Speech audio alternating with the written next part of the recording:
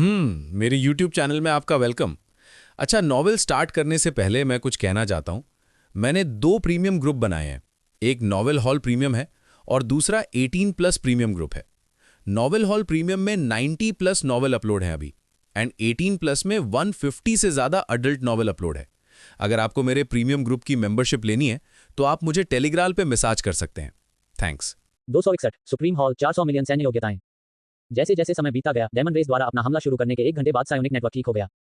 गुक्यूई मुख्य नियंत्रण इकाई से अलग हो गया, फिर उसके पुलों को जला दिया, नियंत्रण कक्ष को अपने पंजों से तोड़ दिया। दानव जाति को मानव जाति की मशीनरी को नष्ट करने में कोई दर्द महसूस नहीं हुआ। फिर यह न तो मानव जाति के मार्शल कलाकारों का वध करने गया, न ही ये रानी पर गिरोह बनाने के लिए अपने 3 रिश्तेदारों के साथ शामिल हुआ। इसके बजाय ये भाग गया। मुख्य नियंत्रण इकाई से अलग होने से पहले इसने फ्लोइंग स्पेस हेवनली पूल के सभी प्रसारण उपकरणों को एक आखिरी कॉल की और सभी दानव रेस सदस्यों को यथासंभव सूचित किया ये पीछे हटने का समय था। अन्य प्रमुख क्षेत्रों से सर्वोच्च मानव जाति जल्द ही आएगी। अगर वे अभी नहीं गए तो बहुत देर हो जाएगी।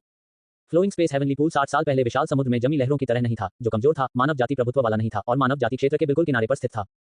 इसके अलावा वर्तमान में एक कार्यक्रम चल रहा है जिसमें संपूर्ण मानव जाति से विलक्षण लोगों को एकत्रित किया जा रहा है। वे सर्वोच्च लोग उन्हें नरसंहार की अनुमति कैसे दे सकते हैं?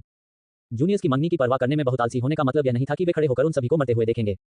अधिसूचना जारी करने के बाद गुक्यूई ने अन्य छोटी छोटी बातों की परवाह नहीं की और सीधे बाहरी क्षेत्र की ओर रुख किया। उस साथी को अपनी परवाह किए बिना चले जाते देख 3 छद्म राजा जो अभी भी लड़ रहे थे, वे भी तितर बितर हो गए। वे भी अब लड़ना नहीं चाहते थे। मानव जाति का सुदृढ़ीकरण आ रहा था और उन्हें दानव भूमि पर लौटने की आवश्यकता थी। ये रानी बहुत गुस्से में थी और उस छाया राजा का हजारों मील, लाखों मील, 10 लाख मील से भी अधिक दूरी तक पीछा कर रही थी। सीधे टकराव में छाया राजा कुछ मिनटों तक नहीं टिक पाएगा, लेकिन अगर वह चकमा देकर भाग गया तो ये पूरी तरह से एक और मामला था। यदि इसकी क्यूई और रथ का उपयोग केवल रक्षा के लिए किया जाता तो ये रानी को थोड़ा सा भी नुकसान नहीं पहुंचा सकता था और इसके बजाय 10 या 9 गुना अधिक समय तक रह सकता था। कुछ ही मिनटों में एक पीछा कर रहा था और दूसरा भाग रहा था। दोनों दल मूल युद्ध क्षेत्र से 1.5 लाख मील दूर चले गए थे, जो पहले से ही फ्लोइंग स्पेस हेवनली पूल से बाहर थे। इस दर पर यदि ये रानी इसे मारना चाहती है तो उसे 20 से 30 मिलियन मील तक इसका पीछा करना होगा। अंततः वह रुक गई और उसने हार मान ली और तीसरे क्षेत्र के दानव रेस के शेष सदस्यों को मारने के लिए वापस लौट आई। फ्लोइंग स्पेस हेवनली पूल में पहले ही बहुत से लोग मर चुके थे, इससे अधिक कुछ नहीं हो सकता। जैसे ही शाम ढली, फ्लोइंग स्पेस हेवनली पूल अंततः अपनी पूर्ण शांति में लौट आया। फिर भी अनगिनत क्षेत्र राक्षसों के खून से रंगे हुए थे। 1 करोड़ से अधिक मानव जाति के सदस्य मारे गए थे और विभिन्न प्रमुख मानव जाति क्षेत्रों के 3 लाख से अधिक मार्शल कलाकार भी नष्ट हो गए थे। यह अत्यंत दुखद युद्ध था। हालांकि 500 से अधिक दानव जाति के सदस्य और एक छद्म राजा भी यहाँ गिरे, उनकी संख्या भले ही दोगुनी हो गई, मानव जाति के नुकसान की भरपाई नहीं कर सकी। दसियों में मानव जाति के सदस्य 200 या 3 सैकड़ों में हेगमोन्स ने दर्शाया कि अगले 2 या 3 सहस्राब्दियों में सैकड़ों पीक हेगमोन्स और यहाँ तक कि कई सुप्रीम अपनी युवावस्था में समय से पहले मर जाएंगे। कौन कल्पना कर सकता था? दानव जाति का अचानक हमला 100 बैटल्स हेवनली स्टेट में आयोजित एजियोर रीजन की पहली मानव जाति लड़ाई में नहीं था, नहीं हैंटियन टेरिटरी में 10,000 टैलेंट बैटल के दौरान। उन्होंने एक मैचमेकिंग इवेंट पर हमला करना चुना। 900 महान दानव और 4 छद्म राजा बहुत अधिक प्रतीत होते थे, लेकिन वास्तव में सबसे बड़ा क्रूर राजा केवल 100 मीटर लंबा था। अजूर क्षेत्र के समुद्र में रेत का एक कण जो लाखों या करोड़ों मील में मापा जाता है। मानव जाति के विशाल क्षेत्र में बहुत अधिक प्राकृतिक खतरे हैं। मानव बस्तियों से बचते हुए तीसरे क्षेत्र की शक्तियों के लिए घुसपैठ करना वास्तव में मुश्किल नहीं है। ये दानव रेस और याओ रेस के लिए समान है। हालांकि इससे दुश्मन के इलाके में गहराई तक फंसना आसान हो जाता है, जिससे भागने से पहले दुश्मन के महत्वपूर्ण स्थानों पर थोड़े समय के लिए विनाश की अनुमति मिलती है। ये वास्तव में पिछली शताब्दी में दानव जाति के दुर्लभ प्रमुख अभियानों में से एक है, किसी ने बुदबुदाया। युनशॉ, गलत। ये सायोनिक नेटवर्क पतन और 10 चौथे क्षेत्र गोल्डन स्पिरिट्स के विद्रोह जितना गंभीर था, ये 9/10वें हिस्से से भी कम था। अब केवल कुछ भविष्य के सुप्रीमों की मृत्यु हो गई है और उनकी मृत्यु मार्शल दाव संसाधनों को भी बर्बाद नहीं करती है जिनका उपयोग उन्हें सुप्रीम में विकसित करने के लिए किया जाता था। जबकि मूल भविष्य में सुप्रीम प्राणियों की 2 अंकों की संख्या वास्तव में खो गई थी। लेकिन इस निराशा और वीरानी के बीच एक शख्स नए सितारे की तरह उभर आया।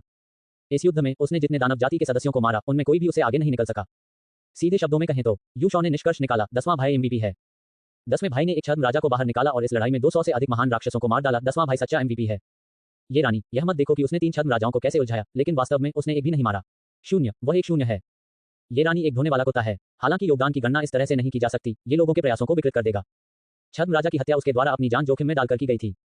युनशॉ ने रुकते हुए कहा, हालांकि जो भविष्य अस्तित्व में नहीं होना चाहिए था वह वास्तव में 10वें भाई द्वारा वापस लाया गया था।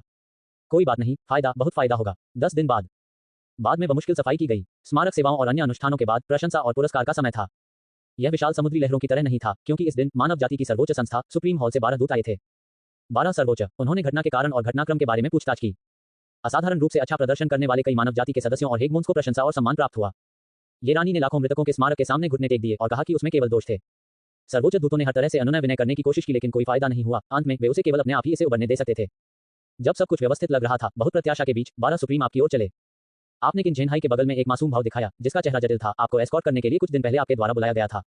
मानव जाति के शौ युन। हाँ, 200 साल के भीतर। हाँ, एक आधा कदम वाला सुप्रीम जो ब्रेक थ्रू में विफल रहा। हाँ, 100 से अधिक बिखरे हुए महान राक्षसों को मार डाला, एक लघु समूह दावत। और एक क्रूर राजा पृथ्वी के सर्वोच्च क्षेत्र के निकट आ रहा है। हाँ, 12 सर्वोच्च चुप हो गए। वे एजियोर क्षेत्र में शीर्ष अस्तित्व में थे। यदि उनमें से 12 सेना में शामिल हो जाते तो वे शीर्ष 10 को छोड़कर एजियोर क्षेत्र के 100 कुलों में से किसी को भी नष्ट कर सकते थे। लेकिन उनमें से एक तिहाई का उस क्रूर राजा से कोई मुकाबला नहीं था। यदि उनमें से एक तिहाई ने उस क्रूर राजा से युद्ध किया तो संभवतः यह आपसी विनाश होगा, दोनों एक साथ नष्ट हो जाएंगे।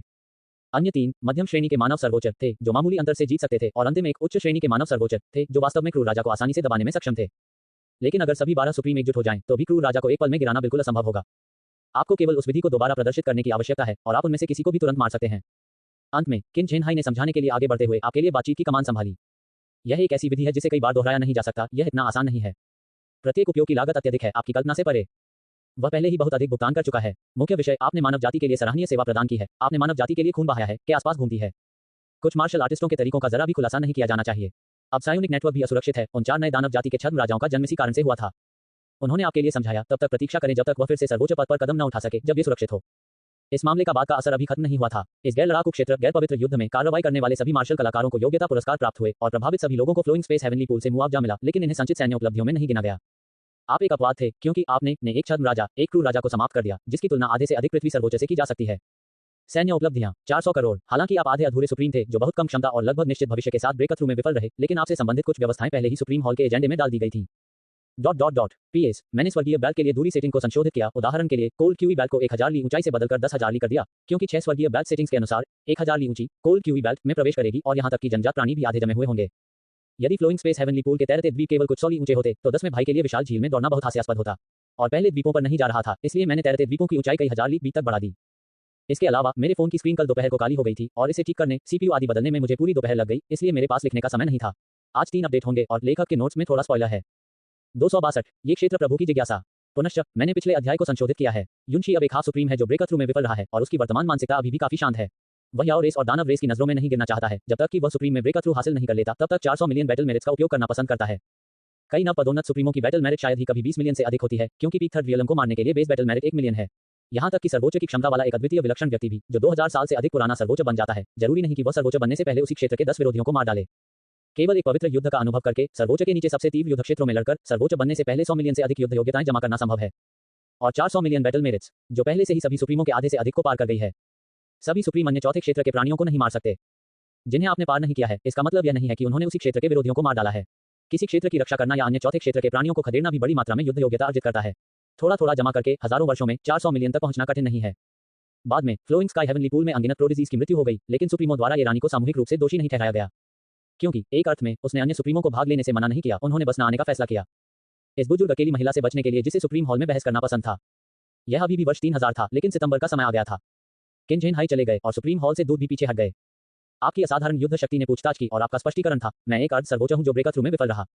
अर्ध सुप्रीम पीक थर्ड दायरे से अधिक मजबूत है, लेकिन सच्चा सुप्रीम बनने की कठिनाई पीक थर्ड दायरे की तुलना में दर्जनों, यहां तक कि सैकड़ों गुना है।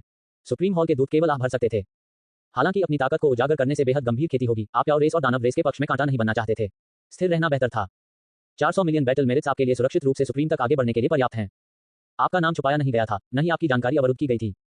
बहुत सारे लोगों ने सब कुछ देखा, हालांकि वे नहीं जानते थे कि बर्बर राजा भी आपके द्वारा मारा गया था। वास्तव में केवल सुप्रीमों को ही पता था। उन्होंने आपको बहते आकाशीय स्वर्गीय पूल में आगे पीछे घूमते देखा था।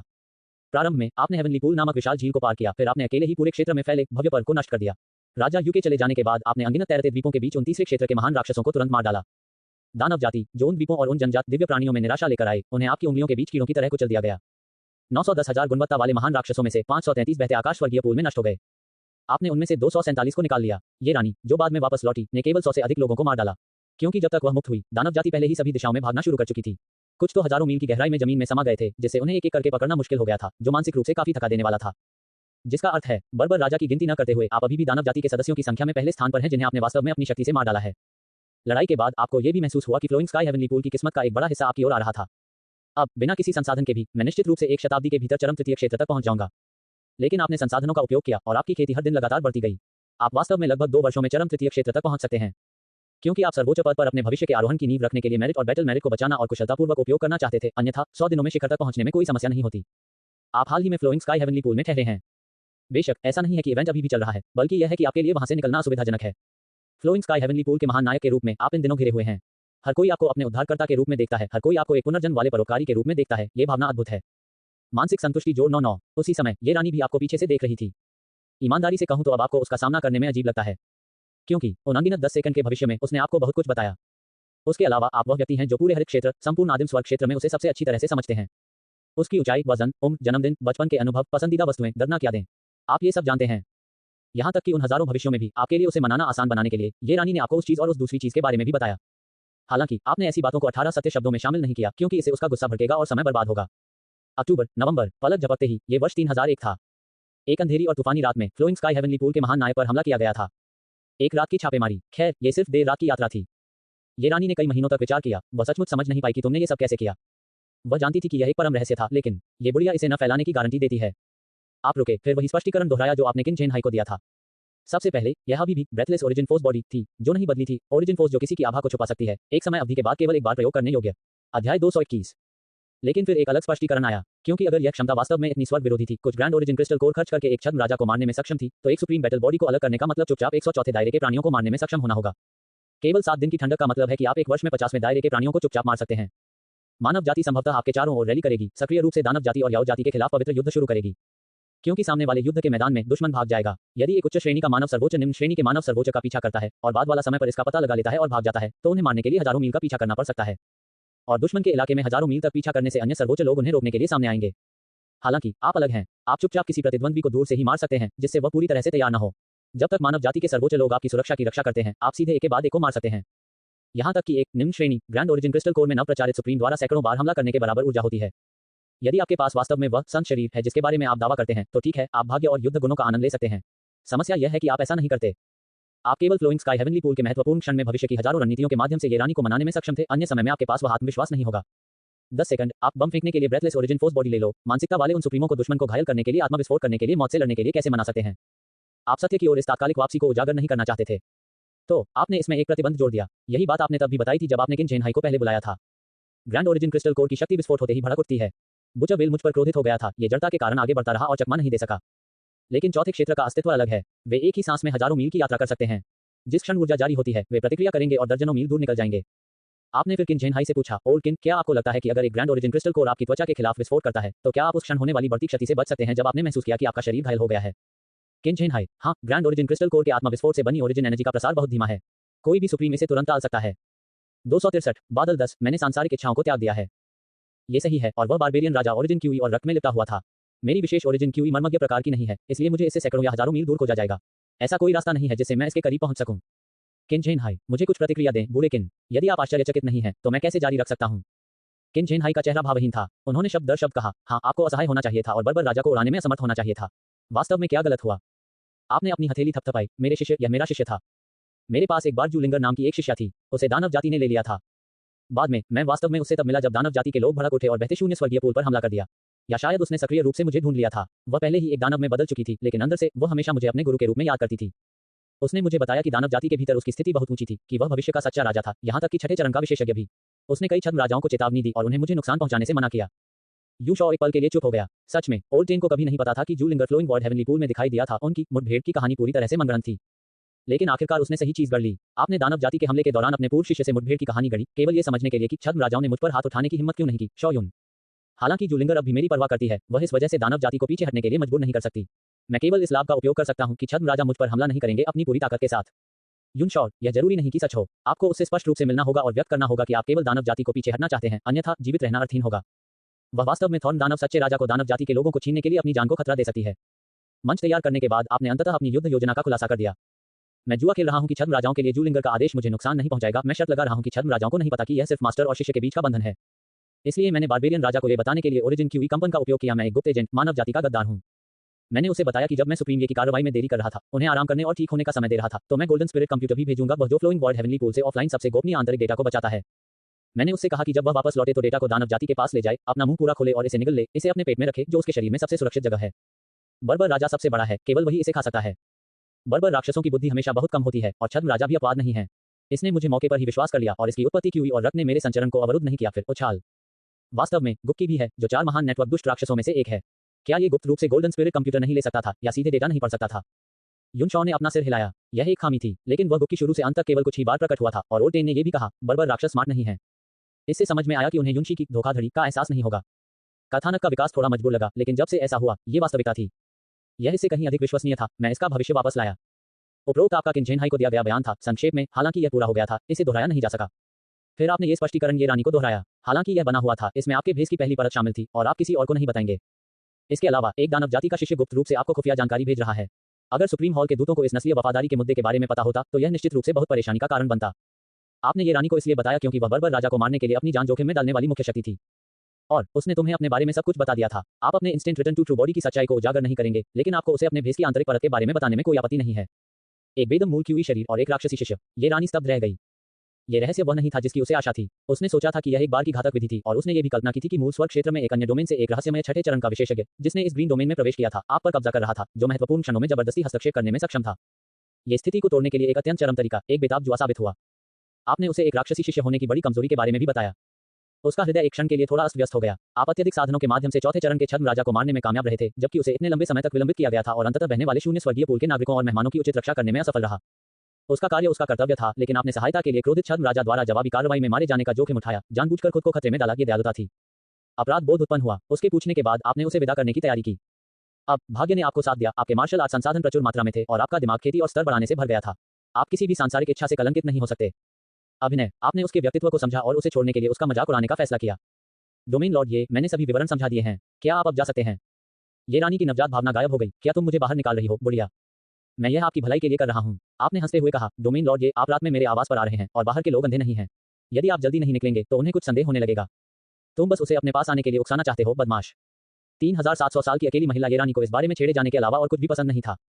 एक बार सुप्रीम हॉल में एक निश्चित बैठक में वह अपना आपा खो बैठी और उपस्थित सभी लोगों पर भड़क उठी। आप विशिष्ट सामग्री का उल्लेख नहीं करेंगे, यू शॉ? क्या इसे आप बातें अनकही छोड़ देना कहते हैं? संक्षेप में, भले ही वे कम उम्र में सर्वोच्च बन गए, फिर भी उनकी उम्र 6 या 700 वर्ष होगी। वे सभी पिछले पवित्र युद्धों के अनुभव के बाद हासिल किए गए थे। अधिकांश 2 या 3000 वर्ष पुराने थे, या 3000 से अधिक, और बहुत कम अभी भी अविवाहित थे। यदि थे भी, तो वे सैकड़ों या हजारों वर्षों के पुराने अवशेष नहीं थे जिन्होंने कभी प्रेम का अनुभव नहीं किया था। मूलतः वे सभी ये रानी के व्यापक पक्ष से नाराज थे। मानव जाति के सर्वोच्च लोग एक शरीर थे, साझा भाग्य के साथ विरोध या यहाँ तक कि नश्वर शत्रुता शायद ही कभी हुई। लेकिन इसका मतलब यह नहीं था कि प्रत्येक सुप्रीम एक अच्छा दोस्त था, हाथ पकड़कर हंस रहा था।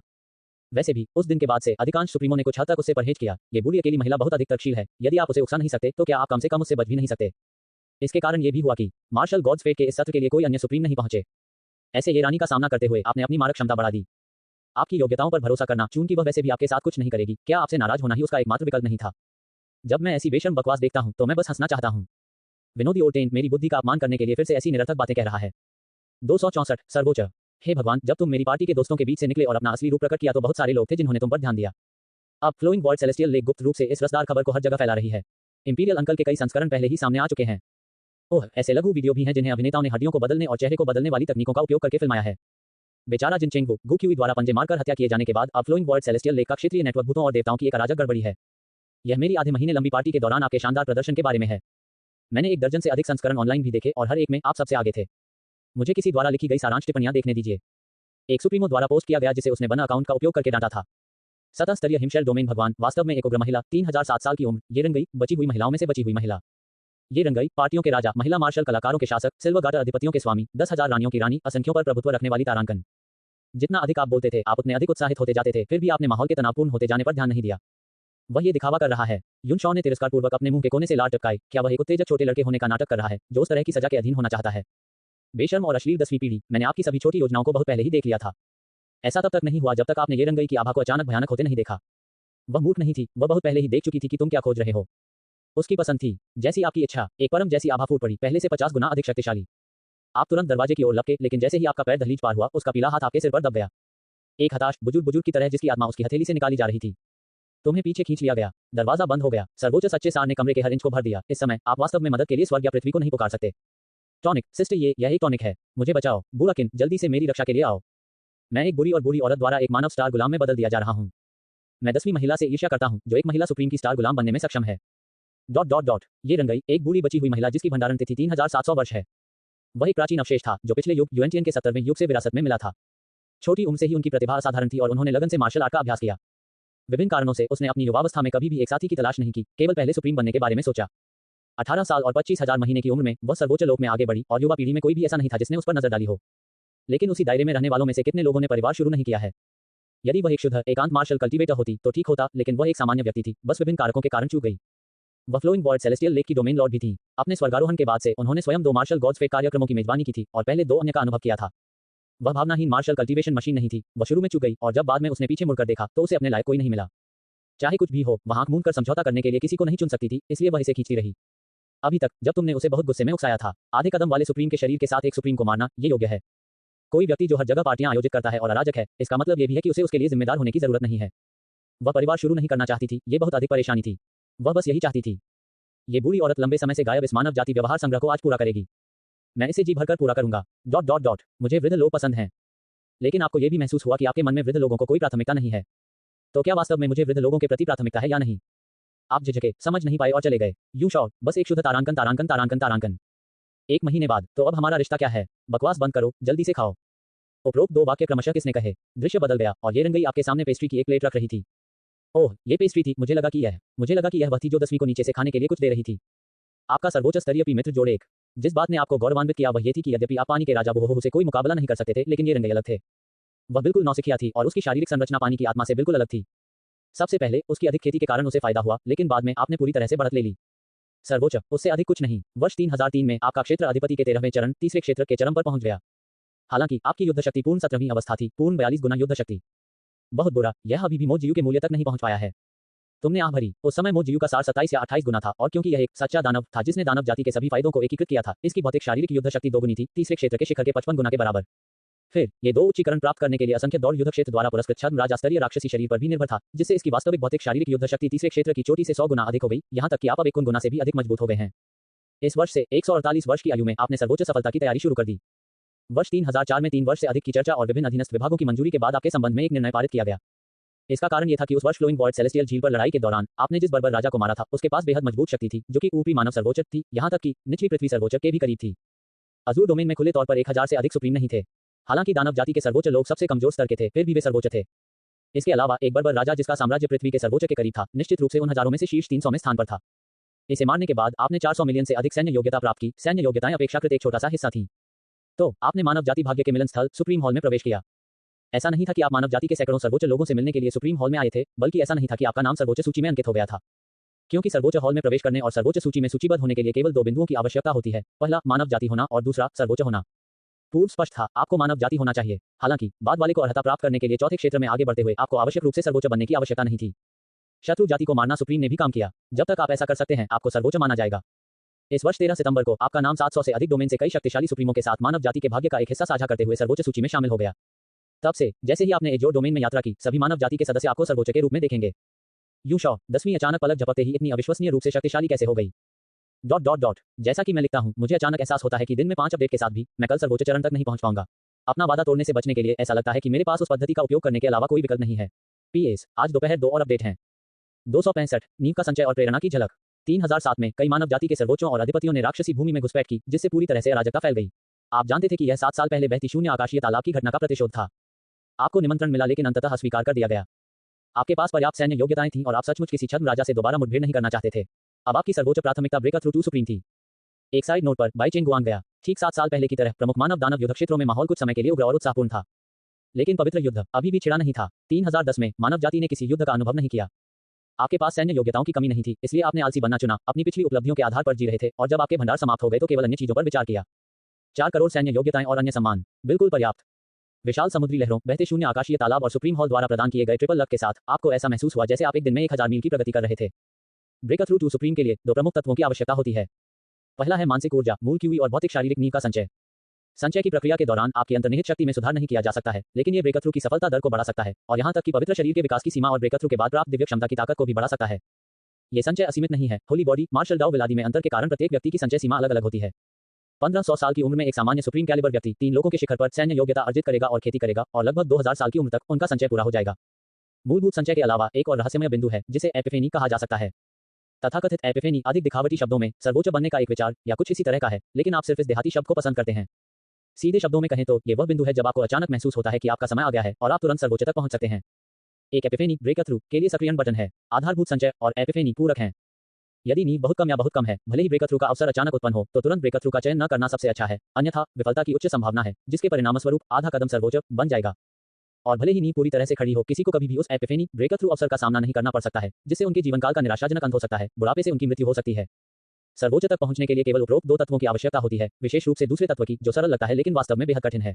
कौन जानता है कि कितने सर्वोच्च क्षमता वाले व्यक्ति इस कदम पर रखे हुए हैं? ये एपिफेनी किस हद तक दुखदायी है? आइए इसे इस तरह से कहें, मानव जाति के आंकड़ों के अनुसार पवित्र शरीर के बिना चरम पर एक अधिपति औसतन हर 37,000 वर्षों में केवल एक बार इसका सामना कर सकता है। हर साल इसके प्रकट होने की संभावना 37,000 में से एक है। इसके कारण शिखर पर कई अधिपति होते हैं जिनका मूलभूत संचय अभी तक पर्याप्त नहीं है। उन्हें जबरदस्ती अपना ब्रेकथ्रू शुरू करने के लिए मजबूर किया जाता है क्योंकि एक एपिफेनी का अवसर अचानक आता है। अगर वे असफल भी हो जाते हैं तो भी वे बेहतर ताकत और जीवन काल के साथ सर्वोच्च बने रहेंगे। लेकिन अगर वे इस अवसर को चूक जाते हैं तो हो सकता है कि उन्हें फिर कभी इसका सामना न करना पड़े और वे अधिपति के शिखर पर बने रहें। लेकिन जिस बात ने आपको राहत दी वह ये थी कि एपिफेनी की संभावना बढ़ सकती है। भाग्य, पवित्र शरीर, मार्शल दाव विल, नींव, माहौल, मन की स्थिति, अनुभव सभी संभावनाओं को बढ़ा सकते हैं। निस्संदेह आपकी वर्तमान संभावना उन सुप्रीम कैलिबर व्यक्तियों की तुलना में कहीं अधिक है। भाग्य के दृष्टिकोण से शिखर पर कई सर्वोच्च क्षमता वाले अधिपति किसी क्षेत्र के केवल दूसरे नंबर के शासक होते हैं, कुछ ही क्षेत्र के शासक होते हैं और यहाँ तक कि वे कमजोर क्षेत्रों से संबंधित होते हैं। उनका भाग्य आशीर्वाद आपके विशाल समुद्र की लहरों जोड़ बहते शून्य आकाशीय तालाब के बराबर है। लेकिन आपका नाम सुप्रीम हॉल में अंकित है, पीक पर 200 से भी कम अधिपतियों में से एक होने के नाते और बर्बर राजाओं को मारने के कारण। संयुक्त प्रसिद्धि एक नए उन्नत सुप्रीम की तुलना में अधिक भाग्य लाती है। उदाहरण के लिए किन झेन हाई, आपकी सैन्य योग्यताएं अब उससे अधिक हैं, यह एक जीत है। तुमने उससे अधिक बर्बर राजाओं को मार डाला है, ये दूसरी जीत है। आपकी मानव जाति की किस्मत उससे कहीं अधिक है, ये तीसरी जीत है। वह दृष्टि से आपसे हीन है। आपने एक सरल गणना करने के लिए मानव जाति द्वारा संक्षेपित सूत्र का उपयोग किया। आपके वर्तमान सामान्य दैनिक जीवन में एपिफेनी प्रकट होने की आवृत्ति लगभग हर 4900 वर्षों में एक बार होती है। यदि यह जीवन और मृत्यु का क्षण है, एक रोमांचक मनोदशा है या आपके मार्शल दाव विल के साथ पूरी तरह से मेल खाता है, तो ट्रिगर की संभावना हजारों, यहां तक कि सैकड़ों हजारों या लाखों गुना बढ़ जाएगी। उदाहरण के लिए किन झेन हाई ने जब अपनी सफलता हासिल की, हालांकि सूत्र में तत्काल रिटर्न टू ट्रुथ बॉडी शामिल नहीं था, नहीं इसमें 40 गुना से अधिक सार शामिल था, क्योंकि ये दोनों एजियो डोमेन में मानव जाति के ज्ञात दायरे से बाहर हैं, जिससे वे अतिरिक्त चर बन गए हैं। कोई नहीं जानता कि तात्कालिक सत्य की ओर लौटने वाले शरीर का पद कितना ऊंचा है, नहीं कोई जानता है कि 40 गुना से अधिक सार कितना दुर्जय है। 3013 में आप ग्रैंड यूनिटी ट्रू लेक में स्नान कर रहे थे जब आपको अचानक एक एहसास हुआ, यह महसूस करते हुए कि अब आप सर्वोच्च तक पहुंच सकते हैं। कोई जल्दी नहीं, कोई जल्दी नहीं। आपने मन में सोचा कि आपकी नींव अभी तक पूरी तरह से विकसित नहीं हुई है और यदि आप बहुत जल्दी टूट गए और आपका पवित्र शरीर ज्यादा मजबूत नहीं हुआ जबकि आपकी दिव्य क्षमता भी निम्न स्तर की थी, तो यह आदर्श नहीं होगा। जहां तक अपर्याप्त आधार के कारण ब्रेकथ्रू में असफल होने की बात है, आपने तो इस पर विचार ही नहीं किया था। 40 गुना सार के साथ भले ही आपने 3 लोगों के शिखर पर पहुंचते ही ब्रेकथ्रू शुरू कर दिया हो, बिना किसी आधार के सफलता अभी भी अपरिहार्य थी। ये सिर्फ इतना है कि पवित्र शरीर और दिव्य क्षमता तब उतनी मजबूत नहीं हो सकती है। 3017 में आप क्लाउड विशाल क्षेत्र में लौट आए, चूहेशान को एक पवित्र शरीर में बदलने के लिए 100 रेस बैटलफील्ड के लिए अद्वितीय सघन मूल क्यूई का उपयोग करने की तैयारी कर रहे थे। ये सघन ओरिजिन क्यूई कुछ ऐसा था जिसे आप पिछले साल 100 रेस बैटलफील्ड के 3 क्षेत्र में नए ताजा जंगली राक्षसों की एक लहर के माध्यम से स्वीप करने के बाद वापस लाए थे। आपको निचले क्षेत्र में चूहेशान नहीं मिला, इसलिए आपने बाद में जिनलिंग को बॉक्स में रख लिया। ओह, ये बच्चा फिर से युद्ध क्षेत्र में वापस आ गया है। क्या उसके दिल में मुरझाई हुई चिंगारी फिर से जाग उठी है? आपने उसे चौथे मानव दानव युद्ध क्षेत्र अंतहीन रसातल में पाया और तुरंत उसे एक पवित्र शरीर से भर दिया। लेकिन उनका पवित्र शरीर पिछला आगों का पहाड़ नहीं था, बल्कि एक तारे की चिंगारी था। ठीक है, वे दोनों अग्नि तत्व हैं। एक तारे के पवित्र शरीर की चिंगारी आग की लपटों के पहाड़ से थोड़ी कम मूल्यवान है, लेकिन जूलिंग के पवित्र हृदय की भावना की तरह ये चूहेशान का विशिष्ट पवित्र शरीर है। भावना का पवित्र हृदय अपने चरम पर केवल 9 गुना मानसिक ऊर्जा प्रदान कर सकता है और सामान्य लोगों के लिए इसे लगभग 3 गुना बनाए रखना मुश्किल है, इसलिए ये केवल दोहरी युद्ध निकाय के बराबर है। तारे की चिंगारी एक ही है, इसके लिए अस्पष्टता से ऊपर उठने की एक अनुकूल मानसिक स्थिति की आवश्यकता होती है। ये लड़ाकू शक्ति बोनस प्रदान नहीं करता है, केवल ब्रेकथ्रू की संभावना बढ़ाता है। मन की स्थिति जितनी अधिक संरेखित होगी, दायरे की बाधाओं को तोड़ने में कठिनाई उतनी ही कम होगी। 3019 में आपने चारों ओर यात्रा की, संसाधनों का उपभोग करने के लिए समय समय पर लौटते रहे, फिर इत्मीनान से उन मार्शल दाव संसाधनों को मूलभूत संचय में परिवर्तित किया। तब आपके पास एक और एपिफेनी थी, यूशॉ। 266 तियानरिन यूशॉ ने एक मछुआरे के रूप में अपने जीवन का इतिहास क्यों सुरक्षित रखा? आप थोड़े दिखावे वाले हैं। क्या आप दिखाने से पहले मेरी नींव पूरी तरह से तैयार होने तक इंतजार नहीं कर सकते? मैं पहले ही 2 मौके बर्बाद कर चुका हूं, कोई भी अन्य late stage peak martial artist क्रोधित होगा। 3021 में आप फिर से चमके, जो भी आप चाहें। 3035 में आप गोदाम से मार्शल दाव संसाधनों को पुनः प्राप्त करने और उन्हें धीरे धीरे उपभोग करने के लिए सैन्य गुणों का उपयोग करते हुए एक युद्ध क्षेत्र में पहुंचे। गहन हृदय घास, ज्वलंत रक्त हृदय, सार शोधन द्रव, कुछ को एक साथ नहीं लिया जा सका, इसलिए आपने उन्हें बेहद छोटी मेमोरी वाली एक स्थानिक रिंग में संग्रहित किया। इसमें केवल कुछ दर्जन वर्ग मीटर जगह थी और आपको 6 मिलियन सैन्य योग्यताएं खर्च करनी पड़ी। कुछ सर्वोच्च प्राणियों के स्वामित्व वाले स्थानिक छल्ले, जिनका उपयोग लड़ाकू निकायों को संग्रहित करने के लिए किया जाता था, उनकी स्मृति इससे खरबों गुना बड़ी थी। अरबों नहीं, बल्कि 1 खरब गुना। लेकिन इसका मूल्य 600 अरब तक नहीं पहुंच सका। ये छोटा सा पहले से ही इतना महंगा था, पूरी तरह से इसकी अत्यधिक दुर्लभता, स्वाभाविकता और अप्राप्यता के कारण। हाँ, आपको लगा कि यह तथाकथित स्थानिक वलय एक विशुद्ध रूप से प्राकृतिक उत्पाद था, क्योंकि यह वास्तव में एक अंगूठी नहीं थी, बल्कि काले पत्थर का एक छोटा सा टुकड़ा था। फिर भी आप मानसिक ऊर्जा से इसके आकार को नियंत्रित कर सकते थे, इसे अपने हाथ में पहनने के लिए अंगूठी में बदल सकते थे। आपने एक बार इसे यूशॉ में बदल दिया था और ये रानी में 6 मिलियन मूल्य का यूशॉ प्रभाव लॉन्च किया था। चूंकि आपको कुछ भी महसूस नहीं हुआ, आपने इसे फिर से उतार दिया। यह उल्लेखनीय है कि इस स्थानिक पत्थर की ताकत को उच्च नहीं माना गया था। आंकड़ों के अनुसार यह अधिकतम 2 या 3 रैंक के आधिपत्य के हमले का सामना कर सकता है। इसका आंतरिक भंडारण स्थान जितना बड़ा होगा, इसकी ताकत उतनी ही अधिक होगी, लेकिन एक सीमा थी। सुप्रीम के हमले को रोकने के लिए इसे कवच में तब्दील नहीं किया जा सका। लगभग 10 रैंकों के आधिपत्य से क्षति को सहन करना ही इसकी सीमा थी। इसके अलावा इसके टूटने के बाद ये कम भंडारण स्थान के साथ अधिक छोटे छल्ले में नहीं बदलता है, बल्कि पूरी तरह से टूट जाता है और इसके अंदर संग्रहित सभी चीजें पूरी तरह से गायब हो जाती हैं, कभी भी वापस नहीं मिलती हैं। 3045 में आपने महसूस किया कि आपकी नींव की ऊपरी सीमा वास्तव में काफी ऊंची थी।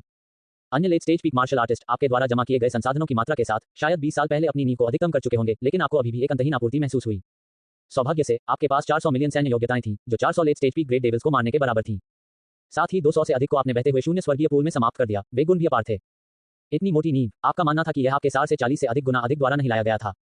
सार केवल आपकी समतल गति और युद्ध शक्ति को बढ़ाता है। दूसरों के समान रैंक तक पहुंचने के लिए आपको 40 गुना संसाधनों का उपभोग करने की आवश्यकता नहीं है। ये बहुत अच्छा है। नींव की यह ऊपरी सीमा instantaneous return to truth body द्वारा लाई गई थी। 3077 में आपने बेई चेंगुआंग की प्रगति के बारे में जाना। पवित्र युद्धों के बिना, विभिन्न जीवन और मृत्यु की स्थितियों के बिना और जियांग युएली के साथ आगे बढ़ने की उसकी आवश्यकता के साथ वह पिछली बार की तुलना में बहुत कम स्वर्ग विरोधी था। वह 90 वर्ष से अधिक की आयु में हेगमोन बन गया और अब 177 वर्ष की आयु में वह हेगमोन के अंतिम चरण में था। वह संभवतः लगभग 250 वर्ष पुराने हेगमोन शिखर पर पहुंचेगा। ये नियति के पुत्र की सामान्य वृद्धि दर है जब वह प्रतिदिन नहीं लड़ता है, नस्लीय पवित्र युद्धों के भाग्य के साथ नहीं उठता है और अपनी क्षमता को उत्तेजित नहीं करता है। युनशॉ ने भी भावना से आह भरते हुए कहा, आप कठिन समय में आ गए हैं, हाजिगुआंग। वास्तव में आपको एक नए प्रवेशित हेगमोन से शिखर तक आगे बढ़ने में 160 साल लगते हैं। यह ओल्ड टेन के समय से 2 गुना है। धिक्कार है, नहीं, ओल्ड टेन इतनी तेजी से आगे बढ़ा क्योंकि उसे 2 प्रमुख कथानकों का अनुभव हुआ। इस तरह से देखने पर आप अभी भी एक राक्षस हैं, अत्यधिक व्यक्तिगत भाग्य वाला एक राक्षस। 3085 में 230 साल की उम्र में अब आपको औसतन हर 3-4 साल में प्रेरणा की झलक मिलती है। बिल्कुल भी नहीं घबराना, आप किसी भी समय ब्रेक थ्रू के लिए तैयार थे, बस अपनी नींव पूरी तरह से तैयार होने का इंतजार कर रहे थे। एक बार जब आप सर्वोच्च तक पहुंच जाते हैं तो आप सबसे मजबूत दिव्य क्षमता को समाहित कर लेंगे। 3089 में आप कभी कभार यूनयान क्षेत्र में लौट आए। आपने अपने बारे में अफवाहें सुनी हैं। किंगे गांव जहां आप एक बार रहते थे पहले से ही एक पवित्र भूमि या बल्कि पैतृक भूमि बन गया था जो कि किंगे गिरोह के दिव्य किंवदंती युशॉ का जन्मस्थान था। आपने गांव के बाहर से देखा और पाया कि जिस छोटे लकड़ी के घर में आप कभी रहते थे और जिस छोटी लकड़ी की नाव का उपयोग आप करते थे वे अभी भी वही थी। नहीं, उन्हें नई लकड़ी की सामग्रियों से बदल दिया गया था जो केवल उनके मूल स्वरूप की नकल कर रही थी। जब आप प्रथम श्रेणी के मार्शल आर्टिस्ट के रूप में पहली बार सफल हुए थे तो उन्होंने लकड़ी के दरवाजे में आपके द्वारा किए गए छेद को भी पूरी तरह से दोहराया था। अध्याय 13। आपको पुरानी यादों का गहरा एहसास हुआ। युनशॉ ने सिर हिलाया, आखिरकार ये पहले से ही 1 सप्ताह पहले ही है। किंगचेंग में एक अंधेरी गली से गुजरते हुए आपने किसी को आपके बारे में चर्चा करते हुए सुना और सुनने के लिए झुक गए। सेलेस्टियल युनशॉ ने एक मछुआरे के रूप में अपना इतिहास क्यों सुरक्षित रखा? युनशॉ, हर किसी की सहानुभूति हासिल करने के लिए। आप सभी नहीं जानते कि इस अनुभव को पहले ही धुंधला कर दिया गया है। उसकी असली पहचान एक जिगोलो थी। उसने खुद को किंगे गैंग में बेच दिया था। यह मेरे पूर्वजों द्वारा पारित किया गया था। एक मोड़ के लिए 3 सिक्के। मेरे पूर्वज किंगे गिरोह के दुकानदार थे, किंगे संप्रदाय के वास्तविक सदस्य आकाश के दिव्य युन। बहुत से लोग विश्वास नहीं कर सकते कि सेलेस्टियल युन एक पुरुष वेश्या हुआ करती थी, लेकिन इसके बारे में सोचें, बिना माता पिता और कर्ज वाला बच्चा कैसे जीवित रह सकता था। ... अंत में उस व्यक्ति ने निष्कर्ष निकाला, सेलेस्टियल युन ने बाद में मार्शल आर्ट क्यों हासिल किया और गिरोह का नेता बनने के बाद मेरे पूर्वज को क्यों पीटा और उसकी सारी संचित चांदी की मांग की। ऐसा इसलिए है क्योंकि उसने सोचा था कि वह अद्भुत है, उसकी स्थिति ऊंची थी और प्रति मोड़ 3 सिक्कों की पिछली कीमत अब उसके अनुरूप नहीं थी। उसने अपनी कीमत प्रति मोड़ 5 टन और आधा चांदी तक बढ़ा दी थी और यहां तक कि उसने मेरे पूर्वज को पिछले सभी मूल्य अंतर का भुगतान करने के लिए भी मजबूर किया था। आपने बिना सोचे समझे काम किया। आधे घंटे में 300 बड़े लोगों को बुलाया और प्रत्येक व्यक्ति को बाद में 2 सिक्के फेंकने के लिए कहा। फिर आपने चुपचाप आकाश की ओर देखा। आपको अनुमान लगाना चाहिए था कि यह कौन है ना? युनशॉ, मुझे पता है, ये वह झांग लड़का है जो निश्चित रूप से मर चुका है। अध्याय 73। दुकानदार झांग, ठीक है, वह नीच आदमी। उसकी हिम्मत कैसे हुई अपने वंशजों के बीच मेरे बारे में इस तरह गपशप करने की? ओल्ड टेन के युग के अपने वंशजों को यह समझने दे कि किसने वास्तव में खुद को बेचकर जीवन यापन किया। आपका शॉ युन उपनाम अभी तक उजागर नहीं हुआ था। केवल बेई चेंगुआंग और अन्य लोग ही जानते थे कि आपका एक नाम युशॉ भी है। हालांकि यूनयान दायरे के वर्तमान मार्शल कलाकार और इनेट मार्शल आर्टिस्ट जो चल चुके थे, सेलेस्टियल युशॉ और हेगमोन शॉ युन के बीच के रिश्ते से अनजान थे। वे केवल ये जानते थे कि 100 साल पहले ऊपरी क्षेत्र के एक रहस्यमय मार्शल आर्टिस्ट के मार्गदर्शन में युवा मछुआरे युशॉ का पुनर्जन्म हुआ था। वह नंबर 1 मार्शल आर्टिस्ट बन गया और फिर एजियो डोमेन पर चढ़ गया। स्वर्गारोहण के बाद वह कई बार लौटे, इस क्षेत्र के लाभ के लिए इनेट कंस्ट्रक्शन की स्थापना की और मार्शल डाउ संसाधनों की एक बड़ी मात्रा को पीछे छोड़ दिया। यूनयान क्षेत्र से चढ़ने वाले तीसरे व्यक्ति बन गए। पहले और दूसरे स्थान पर बेई चेंगुआंग और उनकी पत्नी थे जिन्होंने हेगमोन रैंक हासिल की, लेकिन वे यह नहीं जानते थे कि यूनयान क्षेत्र के लोगों की नजर में चढ़ने वाला युशॉ एजियो डोमेन में मौजूद ही नहीं था। ... पांचवां अपडेट बी 267 किंग हुआंग क्षेत्र जियांगयांग। इसके बाद सोंग जियाओ और यूनयान क्षेत्र के अन्य मार्शल कलाकारों के जन्मजात होने के बाद वे चढ़े और युद्ध क्षेत्र में प्रवेश किया, लेकिन उन्होंने कभी भी युशॉ नाम नहीं सुना क्योंकि एजियो डोमेन बहुत विशाल था। उन्होंने स्वचालित रूप से एक ऐसे परिदृश्य की कल्पना की जहां सेलेस्टियल युशॉ ने विभिन्न डोमेन के माध्यम से यात्रा की। उनकी प्रतिष्ठा व्यापक नहीं थी। आखिरकार केवल सर्वोच्च व्यक्ति ही लोगों को दंडित कर सकता था और वे उस योग्यता से बहुत दूर थे। स्वाभाविक रूप से वे नहीं जानते थे कि युआन एनर्जी नेटवर्क डेटाबेस में कोई युशॉ नहीं है, केवल शॉ यू है। आप कभी कभी सोंग शियाओहू जैसे पुराने परिचितों की देखभाल करते थे। आपकी उंगलियों के बीच का थोड़ा सा टुकड़ा इन स्थानीय लोगों के लिए 30 साल के संघर्ष को बचाने के लिए पर्याप्त था। 3093 में आखिरकार आपको एहसास हुआ कि आपकी नींव आधी से ज्यादा भरी हुई लग रही है। 20 गुना। मेरी नींव की ऊपरी सीमा उन सेंट बॉडी ओवरलॉर्ड्स की तुलना में 20 गुना है। यहां तक कि मार्शल दाओ संसाधनों के सबसे कुशल उपयोग के साथ बिना किसी बर्बादी के आधे को भरने में अभी भी पूरे 90 साल लगेंगे, जो कि राशि का 10 गुना है। अपनी आश्चर्यजनक सैन्य उपलब्धियों के आधार पर अपनी नींव भरने में आपकी गति सर्वोच्च प्रतिभा वाले लोगों की तुलना में 50 गुना से भी अधिक थी। उनके लिए आधा हिस्सा भरने में आमतौर पर 5000 साल का प्रयास लगेगा और उनकी नींव की ऊपरी सीमा तक पूरी तरह पहुंचने में 10,000 साल लगेंगे। यह अच्छी बात है कि मैंने उस बर्बर राजा को मार डाला, अन्यथा मुझे समकक्ष सैन्य उपलब्धियां प्राप्त करने और संसाधनों का खर्च उठाने के लिए तीसरे क्षेत्र के शिखर पर 1 या 200 महान शैतानों को मारना पड़ता। ओह रुको, मेरे द्वारा मारे गए सूक्ष्म समूह भोज, साथ ही प्रारंभिक, मध्य, देर और चरम चरणों में 100 से अधिक अन्य भी पर्याप्त हो सकते हैं। आप हंसे बिना नहीं रह सके। मैं ये सब खर्च नहीं कर सकता। सैन्य उपलब्धियां बस अटूट हैं। 3096 में आपने युआन एनर्जी नेटवर्क पर जानकारी खोजी। गुलितियान्या, यह मुझसे काफी दूर है, 330 मिलियन ली दूर। गुलितियान्या मानव जाति के 700 से अधिक महान डोमेनों में से एक। ये याओ रेस क्षेत्र के करीब था। केवल एक डोमेन इसे याओ भूमि से अलग करता था। कई मानव याओ पवित्र युद्धों से पहले ये स्थान याओ भूमि का था, लेकिन अब यह मानव जाति का था। संपूर्ण ग्रेट डोमेन 75 मिलियन ली लंबा और 32 मिलियन ली चौड़ा था, जिसमें एक मुख्य शहर था जहां एक सर्वोच्च निवास था, 1000 से अधिक बड़े शहर और अनगिनत छोटे शहर और गांव थे। इस डोमेन की कुल ताकत मानव जाति में शीर्ष 50 में से एक है, जिसमें एक उग्र और बहादुर आबादी है जो अपनी लौहरक बहादुरी के लिए जानी जाती है। इस विशाल भूमि में कोई नहीं जानता था कि गिरे हुए महान यास की लाशें धरती के नीचे कहाँ छिपी हुई थी, जो फसल और आकस्मिक मुठभेड़ों का संकेत देती थी। और तुम्हारे यहाँ आने का कारण था एक निश्चित दूसरा भाग्य बेटा। आपने एक बड़े शहर में प्रवेश किया, एक बड़ा शहर जहाँ एक अधिपति रहता था, एजोर रेडियंस सिटी। शहर के केंद्र में 100 मीटर व्यास वाली एक विशाल गोलाकार शुद्ध युवान क्रिस्टल सतह थी। यह एक असेंशन मार्ग था। यह एक निचले क्षेत्र से जुड़ा है, एजोर रेडियंस क्षेत्र। एजोर रेडियंस क्षेत्र जहां डेस्टिनी का दूसरा बेटा जियांग यांग रहता था। यह एक निर्दयी व्यक्ति है जिसने अपनी असाधारण प्रणाली बनाई है। आपने बड़बड़ाया। आपको सर्वोच्च हॉल में सर्वोच्च के बराबर सूचीबद्ध किया गया था, इसलिए आपकी यात्रा में कोई बाधा नहीं थी और आप सीधे इस निचले दायरे में प्रवेश कर गए। अस्पष्ट यूनान क्षेत्र के विपरीत एजोर रेडियंस क्षेत्र एक समृद्ध निचला क्षेत्र था जो पहले से ही एजोर डोमेन से जुड़ा हुआ था। असेंशन निकास पर एक शहर बनाया गया था जो स्वयं एजोर रेडियंस लोगों का शहर था, जिसने एक अच्छी तरह से स्थापित एस्केंशन रिसेप्शन प्रणाली बनाई थी। ऊपरी क्षेत्र के मार्शल अमर यहाँ हैं। ऊपरी क्षेत्र के मार्शल अमर फिर से अवतरित हुए हैं।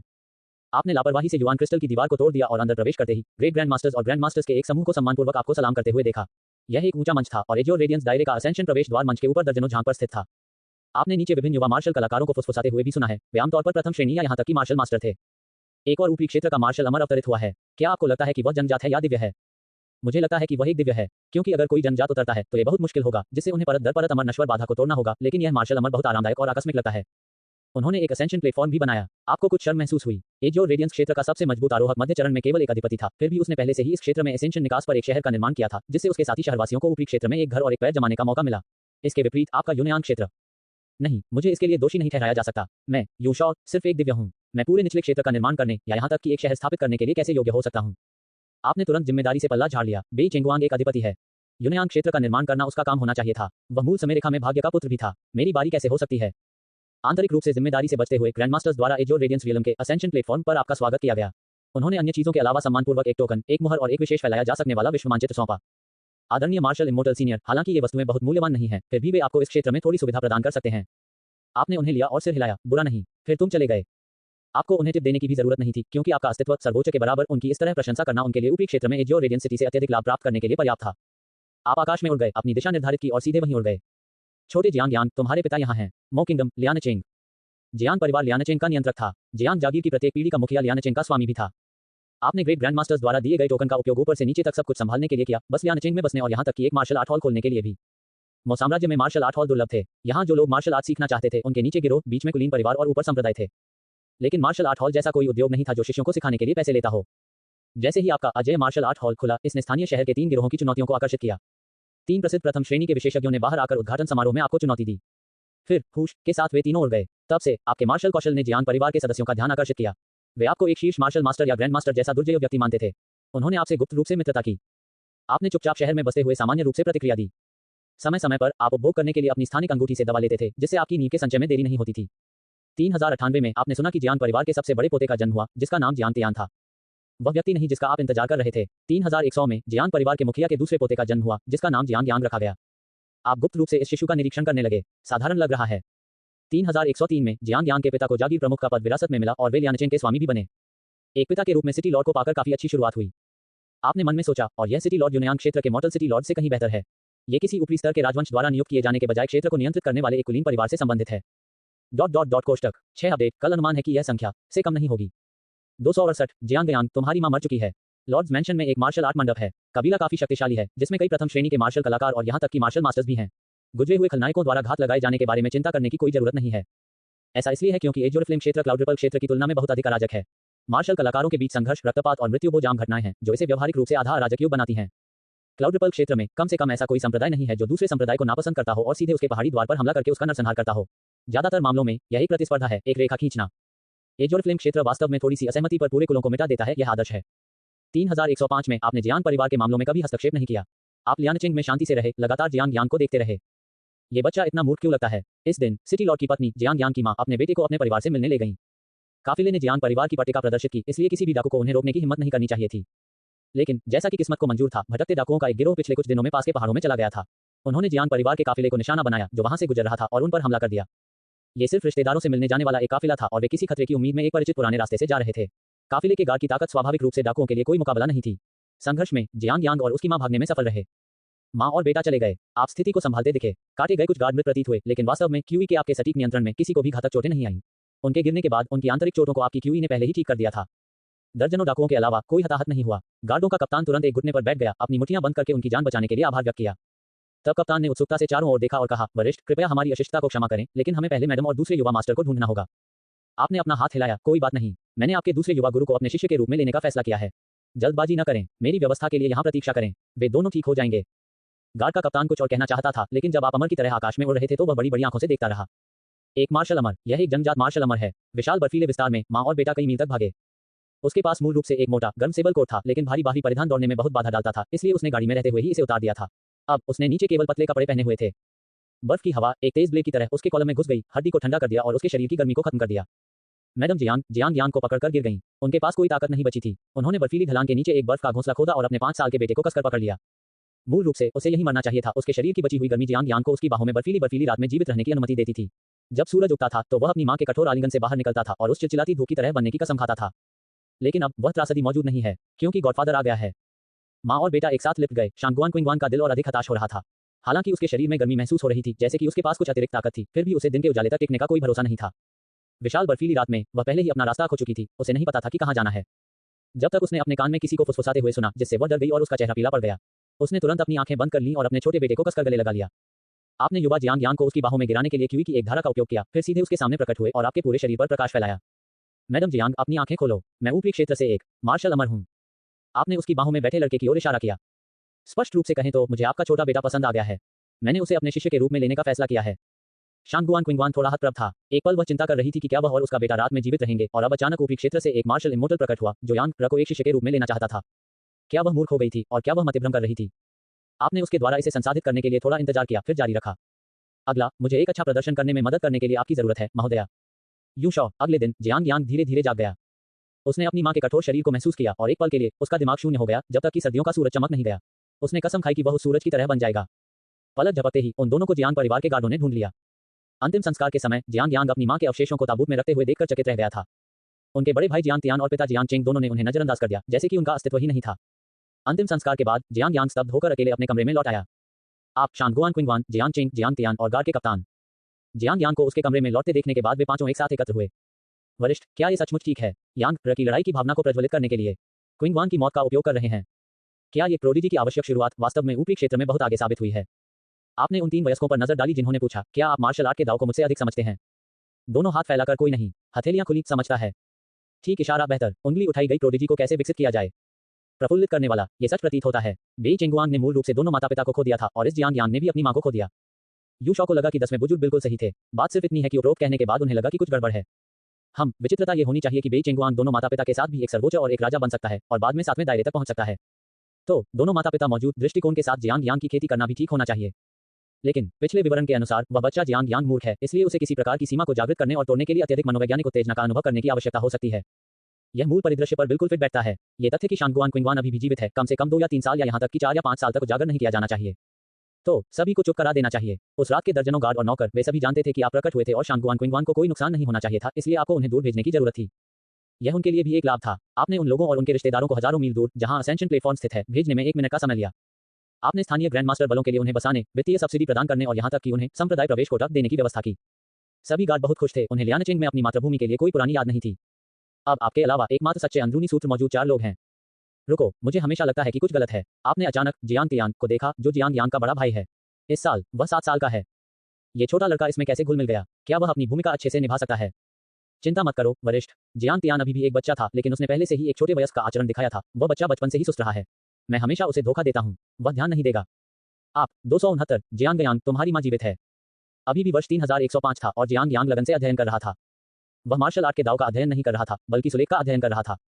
किंगयू के साथ कई वर्षों के संबंध के बाद इस किंगहुआन क्षेत्र ने लंबे समय से अपनी मूल लिखित भाषा को समाप्त कर दिया था, इसे मानव जाति की आम भाषा से बदल दिया था। तथ्यों ने साबित कर दिया है कि मार्शल आर्ट के दाव में आश्चर्यजनक प्रतिभा वाले लोगों के पास असाधारण मस्तिष्क शक्ति होनी चाहिए। इससे पहले जियांग यांग ने शिक्षक का अनुसरण किया था, धीरे धीरे कदम दर कदम सीखते हुए, बिना पूर्व अध्ययन किए आगे बढ़े, इसलिए वह एक सामान्य बच्चा प्रतीत हुआ, जो गति बनाए रख रहा था लेकिन बाहर खड़ा नहीं था। लेकिन जब उन्होंने लगन से सुलेख का अभ्यास करना शुरू किया, तो केवल 3 दिनों में ही उन्होंने उतने अक्षर सीख लिए जितने आमतौर पर 1 साल में सीखे जाते हैं। उन्होंने तेजी से सीखा, उन्होंने बड़ी संख्या में बुनियादी मार्शल आर्ट किताबें पढ़ी, उन्होंने बड़ी संख्या में उन्नत मार्शल आर्ट किताबें पढ़ी। वर्ष 3106 में उन्होंने अचानक सब कुछ त्याग दिया, कुछ हद तक निराश होकर आंगन में बैठ गए। और आपने हवा में कदम रखते हुए एक भव्य प्रवेश किया। दिलचस्प, इतना छोटा फिर भी बहुत पढ़ा लिखा। मैं तुम्हें काफी समय से देख रहा हूँ। आज तुम इतने उदास क्यों लग रहे हो? जियांग यांग ने अपना सिर नीचे कर लिया। इससे कोई फायदा नहीं है। मार्शल आर्ट का अभ्यास करने से मैं सूरज नहीं बन जाऊंगा। मैं खुद को सूरज में बदलना चाहता हूँ।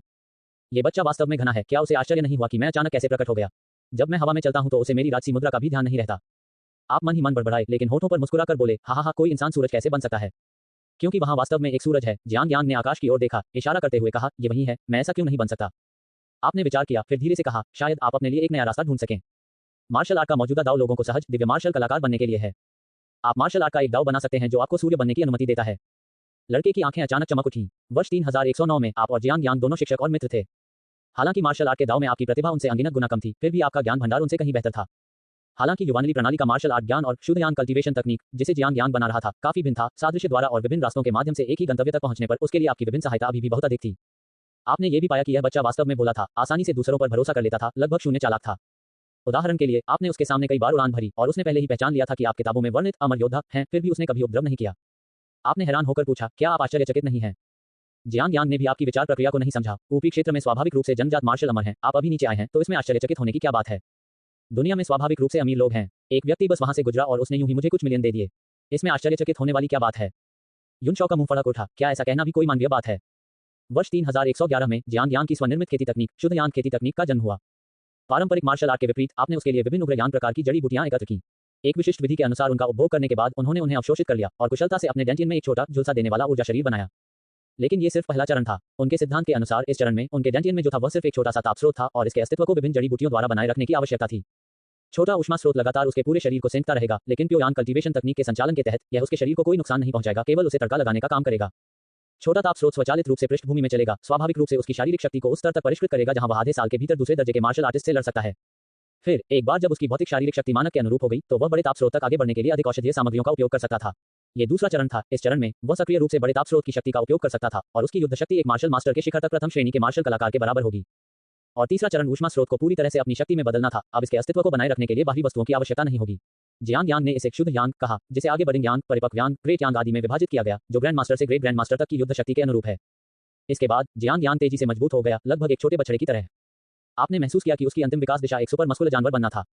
वर्ष 3112 में आपको लगा कि समय सही है और आपने जियांग यांग से पूछने का अवसर मांगा, जियो यांग, क्या तुम्हें अभी अपनी माँ याद है? युवक ने आपकी नजरें मिलाने के लिए थोड़ा सा ऊपर देखा। वह केवल 12 वर्ष का था। पिछले साल उनकी ऊंचाई करीब 145 सेमी थी, लेकिन इस साल अचानक बढ़कर 165 सेमी हो गई। उसने आंसू बहाए। बेशक मुझे याद है। उस दिन से लेकर अब तक मैं उसे कभी नहीं भूला हूं। हर दिन मुझे लगता है कि वह आकाश से मुझे देख रही है और हर रात मेरे सपनों में ऐसा लगता है जैसे वह मेरा नाम यंग र कहते हुए मुझे गले लगाने आती है। आपने मन ही मन सोचा कि यह कोई भावना या मानो नहीं था, ये वास्तविकता थी। जब ये बच्चा आंगन में होता था तो उसकी माँ अक्सर झांकने के लिए ऊपर की खिड़की में छेद कर देती थी। इसके अलावा समय समय पर आप इस बच्चे को बेहोश करने के लिए युवानली का उपयोग करेंगे, उसे गहरी नींद की स्थिति में डाल देंगे ताकि उसकी मां दौड़कर आ सके और उसे अच्छे से गले लगा सके। अब शांगुआन क्विंगवान को पुनर्जीवित करने का समय आ गया है। जियांग यांग, देखो, तुम्हारी मां मरी नहीं है, तुम्हारी मां जीवित है। बेशक आप इसे इस तरह नहीं कह सकते, तुम्हें और अधिक सूक्ष्म होना होगा। आपने जांच की। जियो यांग, मुझे बताओ, अगर मेरा मतलब है, अगर आपकी मां की मृत्यु तब नहीं हुई थी और एक वरिष्ठ विशेषज्ञ आपको एक शिष्य के रूप में लेने और सुधार के लिए प्रयास करने के लिए आपकी लड़ाई की भावना को प्रज्वलित करने के लिए उसकी मृत्यु को नकली बनाता, तो आप उस वरिष्ठ विशेषज्ञ के बारे में क्या सोचते? ये सुनकर जियांग यांग ने व्यंग्य किया, मेरे साथ एक बंदर की तरह व्यवहार कर रहे हो। मैं निश्चित रूप से उस तथाकथित वरिष्ठ विशेषज्ञ को गंभीर रूप से मारूंगा और उसे तब तक मारूंगा जब तक कि उसकी लड़ाई की भावना प्रज्वलित न हो जाए। अनुकूलता 30। मैंने खुद को स्पष्ट नहीं किया। आपकी मां की मृत्यु मूल रूप से निश्चित थी, लेकिन वरिष्ठ विशेषज्ञ ने उनकी जान बचा ली। इसके अलावा उस समय आपने कोई भी असाधारण गुण नहीं दिखाया था, फिर भी वह वरिष्ठ विशेषज्ञ आपके असाधारण स्वभाव को एक नजर में देख सकता था। वह इसे सहन नहीं कर सका। बिना पॉलिश किए हुए जैड के एक टुकड़े को बर्बाद करना और उसकी अनदेखी करना बर्दाश्त नहीं कर सका, इसलिए वह आपके द्वारा नाराज होने की संभावना को सहन करने के लिए तैयार था और आपको प्रयास करने के लिए कठोर तरीकों का इस्तेमाल किया। आपने अपना गला साफ किया। अब आप इसके बारे में कैसा महसूस करते हैं? जियांग यांग, मुझे ये पसंद नहीं है, लेकिन मैं समझता हूँ। अनुकूलता जोड़ 4-0। आपने आगे जोड़ना जारी रखा। इसके अलावा वह कठोर योजना कोई वरिष्ठ विशेषज्ञ द्वारा एक तरफा नहीं की गई थी। यहाँ तक कि आपकी माँ, पिता और आपके बड़े भाई भी सहमत थे और उन्होंने इसमें भाग लिया था। प्रोडिजी को विकसित करने का तरीका मुझसे ज्यादा कोई नहीं समझता। जियांग यांग ने हौंकते हुए कहा, वास्तव में? ओह, ये सिर्फ एक काल्पनिक है। फिर मेरे पास कहने के लिए और कुछ नहीं है। जियांग यांग ने आह भरी। अगर सचमुच ऐसा कुछ हुआ तो मैं भी उन्हें धन्यवाद दूंगा। अनुकूलता जोड़ 7-5। क्या होगा अगर मैं एक और बिंदु जोड़ दूं? उदाहरण के लिए, उस वरिष्ठ विशेषज्ञ ने आपको शिक्षक और मित्र दोनों के रूप में मार्गदर्शन करते हुए परिश्रमपूर्वक विकसित किया। आपने भाषा के आकर्षण का पूरी तरह से लाभ उठाते हुए नेतृत्व करना जारी रखा। इस बार जियांग यांग को अंततः स्थानांतरित कर दिया गया। आपको एहसास है कि आपके सामने वाला व्यक्ति वरिष्ठ विशेषज्ञ है ना? 270। किंग हुआंग क्षेत्र में माहौल खराब है और व्यापार ठीक से नहीं हो रहा है। जियांग यांग चकित और सुखद आश्चर्यचकित था। ये सच होने के लिए बहुत अच्छा है। वह वास्तव में मेरे लिए बहुत कुछ करने को तैयार है। ये सचमुच आश्चर्यजनक है। यू शॉ अब अपनी अनुकूलता का मूल्यांकन नहीं करना चाहता था। ये तो मूर्खता थी। आपने आगे कहा, यदि वह विशेषज्ञ भी आपको छोटी उम्र से बड़े होते हुए देखता हो, एक दयालु पिता की तरह आपकी देखभाल करता हो और आपके अपने पिता के समान हो, तो आप उसे क्या कहेंगे? जियांग यांग ने रुकते हुए कहा, गॉडफादर। बिल्कुल। आपने संतुष्टि में सिर हिलाया। अब आप सचमुच उठ खड़े हुए हैं और अपने स्वयं के मार्शल दांव पर चल पड़े हैं। तो आपने दूर की ओर इशारा किया, देखो, वह कौन है? आपने खिड़की खोलने के लिए अपनी मौलिक ऊर्जा का उपयोग किया और शांगुआन क्विंगवान, जो उसके पीछे से झांक रहा था, और जियांग यांग, जो आपकी उंगली की दिशा में देख रहे थे, एक दूसरे को चौड़ी आंखों से देख रहे थे। माँ, वह थोड़ा हतप्रभ था, वह जो देख रहा था उस पर विश्वास नहीं कर पा रहा था, लेकिन अभी, क्या ये सब सिर्फ क्या होगा अगर नहीं थे? मूर्ख बच्चे, ये सब हकीकत है। तुमने उसके छोटे से सिर को रगड़ा। आपको लगा कि आपके पास इसे रगड़ने के अधिक मौके नहीं होंगे। ये बच्चा हर दिन हार्मोन के कारण लंबा होता जा रहा था। आपको संदेह था कि वह भविष्य में 2 या 3 मीटर से अधिक लंबा एक छोटा विशालकाय बन जाएगा। यदि आपने अभी उसका सिर नहीं रगड़ा, तो आपको बाद में उस तक पहुंचने के लिए छलांग लगानी पड़ेगी। वर्ष 3113 में जियांग यांग ने आपके गुप्त संरक्षण में जियांगहू में अपनी यात्रा शुरू की। उनकी मां की वापसी ने वास्तव में उन्हें अस्थायी रूप से मार्शल आर्ट अभ्यास में अपना लक्ष्य खो दिया, प्रेरणा खो दी। मार्शल आर्ट के प्रति उनका दिल उतना मजबूत नहीं था। पहले वह पूरी तरह से एक सूरज बन गया, अब ठंड नहीं के विश्वास पर निर्भर था। अब जब उसने देखा कि उसकी मां ठीक है, तो वह कुछ हद तक उस जीवन में लौटना चाहता था जो वह 5 साल की उम्र में अकादमी में बिताता था। हालांकि वर्षों की कड़ी मेहनत को ऐसे ही छोड़ने को कौन तैयार होगा। अंत में आपके कुछ शब्दों से जियांग यांग को मार्शल आर्ट प्रशिक्षण और रियलम ब्रेकर थ्रू के सही रास्ते पर लौटने के लिए मना लिया गया। वह समय इसलिए था क्योंकि मैं वहां से गुजर रहा था। अगर मैं नहीं होता, तो क्या आप और आपकी मां सचमुच उस बर्फीली रात से बच पाते? आप बहुत कमजोर हैं। यदि त्रासदी खुद को दोहराती है, तो ताकत के बिना आप अन्य आने वाली आपदाओं से कैसे बच सकते हैं? केवल मजबूत बनकर, खुद को और भी मजबूत बनाकर। मैं आपको बता दूं, ऊपरी क्षेत्र में दुष्ट याओ जाति के सदस्य हैं, जो लगातार हमारी मानव जाति पर नजर रखते हैं और हमें रक्त भोजन मानते हैं। और एक बार जब ऊपरी क्षेत्र का उल्लंघन हो जाता है, तो सबसे पहले आपदा का सामना निचला क्षेत्र होगा। यही याओ जाति के बीच याओ राजा हैं जो हजारों मील को तुरंत नष्ट कर सकते हैं। उस समय आप अपने परिवार की रक्षा कैसे कर पाएंगे? तुम केवल देख सकते हो, कुछ नहीं कर पाओगे। उस समय सब मर जाएंगे। आपको लगा कि मूल इतिहास ऐसा ही रहा होगा। आपको याद होगा कि ओड 9 के पिछले अनुकरण में यह उल्लेख किया गया था कि मानव याओ पवित्र युद्ध यांग बर्ड याओ आदरणीय अध्याय 166 द्वारा उकसाया गया था। और वह यांग बर्ड याओ आदरणीय, आपने अब पुष्टि की है, वह यांग बर्ड प्रिंस था जिसे आपने 100 साल पहले मार डाला था। वह एक अद्वितीय स्वर्गीय याओ, एक परम याओ प्रतिभा थी, जिसे याओ जाति ने न जाने कितने वर्षों में केवल एक बार ही निर्मित किया था। याओ रेस की प्रणाली बहुत खास है। डिवाइन बीस्ट ब्लडलाइन वाले ग्रेट याओ को सामान्य याओ की तुलना में ब्रेकर थ्रू हासिल करने में अधिक कठिन समय लगता है। उदाहरण के लिए, तीसरे क्षेत्र के लिए ब्रेकर थ्रू की आवश्यकता 25% शुद्ध दिव्य बीस्ट रक्त है, और चौथे क्षेत्र के लिए ये 50% है। 25% दिव्य जानवर रक्त के साथ तीसरे क्षेत्र में सफलता की कठिनाई सामान्य है। सामान्य याओ के समान जो दिव्य जानवर रक्त रेखा की खेती नहीं करते हैं। ये केवल तभी बोनस प्रदान करता है जब ये 25% से अधिक हो। यदि यह 25% से कम है, तो यह और भी कठिन है। उदाहरण के लिए, निम्न स्तर की ब्लडलाइन वाले कुछ सामान्य याओ या जिन्होंने डिवाइन बीस्ट ब्लडलाइन को परिष्कृत करने का विकल्प नहीं चुना है, उन्हें वास्तव में कम ब्रेकर थ्रू कठिनाई होती है। हालांकि दिव्य जानवर के रक्त के बिना चौथे क्षेत्र में ब्रेकर थ्रू की कठिनाई सामान्य है, 100 अंक। लेकिन अगर उनके पास 40% दिव्य जानवर का खून है, फिर भी ये 50% सीमा से नीचे है, तो चौथे क्षेत्र में सफलता की कठिनाई 1000 अंक है। और डिवाइन बीस्ट ब्लडलाइन को परिष्कृत करने की कठिनाई बहुत अधिक है, जिसके कारण बहुत से याओ रेस सुप्रीम नहीं बन पाए। वहां केवल 100 से कुछ अधिक हैं, लेकिन प्रत्येक की युद्ध शक्ति 5 या 6 है, यहां तक कि उसी क्षेत्र के एक दानव जाति के सदस्य की 7 या 8 गुना भी। हालांकि याओ जाति के बीच दिव्य जानवर वंश का प्रभुत्व है। वे एक साधारण याओ आदरणीय को विकसित करने के लिए संसाधनों के 10वें हिस्से का उपयोग करने के बजाय एक दिव्य जानवर याओ आदरणीय को विकसित करने के लिए 10 से दर्जनों गुना अधिक संसाधनों का उपयोग करना पसंद करेंगे। याओ रेस सुप्रीम जो डोमेन में अपने रैंक के सबसे मजबूत सुप्रीम है, लेकिन उनकी संख्या सी रेस से भी कम है। हालांकि सी रेस में कुछ ब्लडलाइन रिफाइनिंग सिस्टम भी हैं, लेकिन उनकी अधिकांश ब्लडलाइन रैंक कम है और दिव्य जानवरों जितनी अच्छी नहीं है, जिससे उन्हें शुद्ध करना आसान हो जाता है, लेकिन उनकी युद्ध शक्ति थोड़ी कम है। अपवाद कुन रेस और अन्य हैं। तो वह यान दिंगटियन, हे भगवान, और जिस यान दिंगटियन को आपने मार डाला, वह केवल दूसरे क्षेत्र में था, फिर भी उसकी रक्तरेखा एकाग्रता पहले ही सर्वोच्च रैंक तक पहुंच गई थी, जिससे उसे चौथे क्षेत्र में स्थान की गारंटी मिल गई थी। आपने अनुमान लगाया कि यदि आपने मूल समय रेखा के अनुसार इसे समय से पहले नहीं मारा होता, जब तक ये 300 वर्ष से अधिक पुराना हो गया, तब तक एक स्वर्गीय याओ आदरणीय या यहाँ तक कि परम याओ आदरणीय दायरे तक पहुंच गया होगा। एक सच्चे राजा के बिना चौथे राज्य का पावरहाउस अजेय होगा, यहाँ तक कि कुछ निचले स्तर के युद्ध निकाय भी इसकी तुलना नहीं कर सकते हैं। इसलिए इसने सक्रिय रूप से उस समय मानव याओ पवित्र युद्ध को उकसाया होगा, भाग्य की वृद्धि को इकट्ठा किया होगा ताकि उसे राजत्व तक पहुंचने में मदद मिल सके। और पवित्र युद्ध भड़काने के बाद याओ भूमि के पास प्राचीन भयंकर स्वर्गीय चट्टान का महान क्षेत्र सबसे पहले इसका खामियाजा भुगतेगा, जिसमें बड़ी संख्या में याओ जाति शामिल होगी, और एजोर स्प्लेंडर क्षेत्र का प्रवेश द्वार जहां जियांग यांग रहता था, ठीक वहीं स्थित था। एजोर स्प्लेंडर क्षेत्र में वास्तव में याओ रेस द्वारा आक्रमण करने की क्षमता थी, जिसके परिणामस्वरूप व्यापक पीड़ा हुई। हालांकि मेरे हस्तक्षेप के कारण यांग बर्ड प्रिंस की 18 साल की उम्र के बाद ही मृत्यु हो गई। यह आपके लिए जियांग यांग सुस्त पड़ने का कोई कारण नहीं है। कड़ी मेहनत करो, मेरे लिए अविश्वसनीय रूप से कड़ी मेहनत करो। वर्ष 3114 में जियांग यांग ने परीक्षणों की अपनी यात्रा शुरू की। आपने प्रकट रूप से उसे अपने दम पर राक्षसों से लड़ने दिया, लेकिन वास्तव में आप हमेशा हवा में उसका पीछा कर रहे थे। कभी कभी आपने एजोर स्प्लेंडर क्षेत्र के स्थानीय रीति रिवाजों का भी आनंद लिया। ये सिर्फ इतना है कि आपने पाया कि यहाँ वास्तव में कई राक्षसी पद मार्शल कलाकार थे, औसतन प्रत्येक दर्जन वेश्यालियों में से एक में एक शरारती महिला मार्शल आर्टिस्ट छिपी होगी। सबसे पहले आपने सोचा था कि ये शक्तिशाली और धनी महिला मार्शल आर्टिस्ट व्यक्तिगत उत्साह और शौक के लिए इस तरह के सेवा कार्य में संलग्न थी। जब तक उन्होंने आप पर कोई कदम नहीं उठाया, कुछ लोगों ने आपके धनवान रूप की चाहत रखते हुए जहरीले नाखूनों का उपयोग करके आपकी गर्दन काटने की कोशिश की, लेकिन आपके द्वारा उन्हें गंदगी में धकेल दिया गया। कुछ लोगों ने एकत्रित करने और पूरक करने की कला का अभ्यास किया। तुमने असहायता का अभिनय करते हुए भयभीत भाव से उसकी ओर देखा। राक्षसी पद की चुड़ैल शुरू में खुश हुई, उसे लगा कि उसने एक बड़ी मछली पकड़ी है। उसकी साधना बेतहाशा बढ़ गई और दर्जनों सांसों के भीतर उसकी आंतरिक क्यूई फूट पड़ी, दूसरे दर्जे से पहले दर्जे तक पहुंच गई। 10 मिनट, 20 मिनट, आधे घंटे के बाद वह मार्शल मास्टर के पास पहुंचकर घबराने लगी और आपसे दया की भीख मांगने लगी। आपने अपनी मौलिक ऊर्जा को उसके शिरोबिंदु में तब तक इंजेक्ट किया जब तक वह फट नहीं गई। मैंने सोचा कि मुझे 30 कैटीज की आवश्यकता होगी। बाद में आप बहुत क्रोधित हुए। इस एजोर स्प्लेंडर क्षेत्र में माहौल भयानक है, वे इस तरह से व्यवसाय कैसे कर सकते हैं? हर जगह संदिग्ध प्रतिष्ठान है। 271 शास्त्रीय नाटक। वर्ष 3116 जियांग यांग की शुद्ध यांग कला एक ग्रैंड मास्टर के बराबर बड़ी उपलब्धि तक पहुंची, लेकिन उन्होंने एक छिपे हुए खतरे की भी खोज की। वह आपके साथ इस पर आगे चर्चा करने और इसे बेहतर बनाने के बारे में आपका मार्गदर्शन मांगने की तैयारी करके घर लौट आया। आप उसकी प्रतीक्षा करने के लिए एक कदम आगे जियांग मनों में लौट आए। फिर आपको 3000 ली से अधिक के दायरे में तात्विक ऊर्जा के उतार चढ़ाव का एहसास हुआ। यह एक दिव्य गुजर रहा था। वह संभवतः दिव्य के अंतिम चरण में था और इस तरह के साधना स्तर का मतलब केवल ये हो सकता है कि वह आपकी तरह भी जो डोमेन से नीचे आया था। इस दिव्य ने आपके ठीक सामने जियांग यांग को रोक लिया जैसे ही वह जियांग मनो में लौटने वाला था। तुमने ये सब छाया से देखा। सेलेस्टियल ने बताया कि जियांग यांग की मार्शल आर्ट विशेष थी और वह विवरण मानने के लिए बहुत उत्सुक था।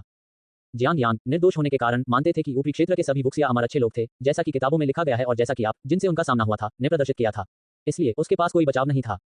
ऊपरी क्षेत्र के इस नए बुक्सिया इमोर्टल का सामना करते हुए उन्होंने आसानी से कमियों के बारे में बात की। शुद्ध यांग कला के तीसरे चरण के बाद जहां उसके शरीर के भीतर एक छोटे से सूर्य का जन्म हुआ, उसे कुछ हद तक नियंत्रण से बाहर होने का एहसास होने लगा। उसका शरीर अत्यधिक गर्म हो गया और उसे डर था कि वह आगे की प्रगति को बनाए रखने में सक्षम नहीं होगा। सेलेस्टियल ने कहा, दो तरीके हैं। एक है बर्फ विशेषता सामग्री ढूंढना, लेकिन ये केवल लक्षणों का इलाज करता है। हालांकि सबसे अच्छा तरीका आइस सेंट फिजिक वाली एक महिला को ढूंढना है और यांग ऊर्जा को दबाने के लिए यिन और यांग संतुलन विधि का उपयोग करके एक साथ प्रगति करना है।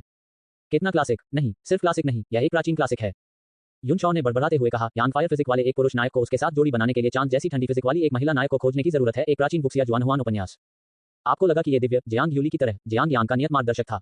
यदि आप नहीं होते तो वह जियांग यांग का आकस्मिक मुठभेड़ की पेशकश करने वाला रहस्यमय विशेषज्ञ होता।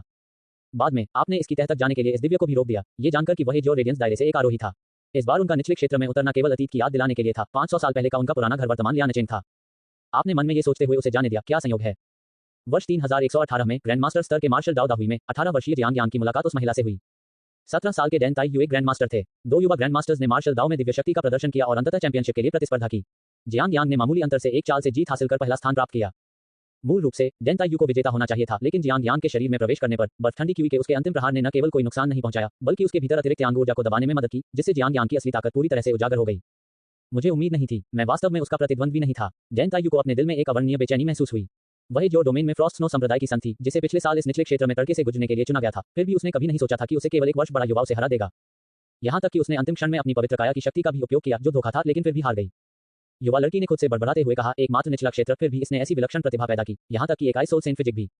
युन शॉ हंसने के अलावा कुछ नहीं कर सका। उसकी किस्मत सचमुच बहुत खराब है। यदि आपने अपनी सेंट फिजिक का उपयोग नहीं किया होता तो आप शायद जीत गए होते।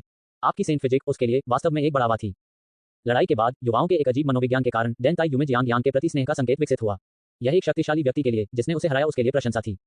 और 18 वर्षीय 2 मीटर लंबे हटे कट्टे आदमी जियांग यांग ने उसका पीछा करने के लिए तीव्र उत्सुकता दिखाई, क्योंकि युवा लड़की की काया उसकी शुद्ध यांग कला के दुष्प्रभावों को पूरी तरह से दबा सकती थी, जिससे उसे आगे और ऊपर जाने में मदद मिली। सुंदरी, मैं तुमसे प्यार करता हूँ। डैन ताई यू ने आंतरिक रूप से झिझक महसूस की, लेकिन अंततः इनकार कर दिया। मैं, जिसे आप ऊपरी क्षेत्र कहते हैं, फ्रॉस्ट स्काई स्नो माउंटेन में फ्रॉस्ट स्नो संप्रदाय से आता हूँ। यदि आपका वास्तव में ऐसा इरादा है तो मुझे ढूंढने के लिए ऊपरी क्षेत्र में आएं। अगले 32 वर्षों में मैं एक ऐसे मंगेतर से शादी करूंगी जिससे मैं कभी नहीं मिली हूँ। उसकी प्रतिष्ठा अच्छी नहीं है और मेरे मन में उसके लिए कोई भावना नहीं है, लेकिन ये दो संप्रदायों के बीच आयोजित विवाह गठबंधन है। मेरा मंगेतर केवल 60 साल की उम्र में एक जन्मजात मार्शल आर्टिस्ट था। अब वह 90 का है और वह पहले से ही जन्मजात पूर्णता तक पहुंच चुका है। अगले 30 वर्षों में शादी के दिन तक, तब तक वह निश्चित रूप से एक दिव्य होगा। डैन ताई यू ने गंभीरता से कहा, 120 साल की उम्र में एक दिव्य, वह संभवतः भविष्य में एक हेगमन बन जाएगा। इसके बारे में सोचने मात्र से भय लगता था। यहाँ तक कि अपने पवित्र शरीर के साथ भी उसे विश्वास नहीं था कि उसे हेगमन दायरे तक पहुंचने की गारंटी है। यदि वास्तव में आपके मन में मेरे लिए भावनाएं हैं तो आपको कम से कम तब तक दिव्य लोक तक पहुंचना होगा, ताकि मैं अपने गुरु और संप्रदाय के बुजुर्गों को मना सकूं। 50 वर्ष की आयु में एक दिव्य, यही एक सर्वोच्च की क्षमता है। ये निश्चित रूप से उन पुराने बेवकूफों को मना लेगा। ये और अधिक क्लासिक होता जा रहा है। बेइचेंग गुआन की तुलना में असीम रूप से अधिक क्लासिक, एक मानक कथानक जहां पत्नी एक ऊपरी क्षेत्र की संत है और आपको शादी से पहले उसे छीनने के लिए दौड़ना पड़ता है। आपने आंतरिक रूप से शिकायत की, लेकिन अगले ही पल जियांग यांग ने अपना सिर खुजलाया। क्या आपके संप्रदाय का कोई सर्वोच्च व्यक्ति है?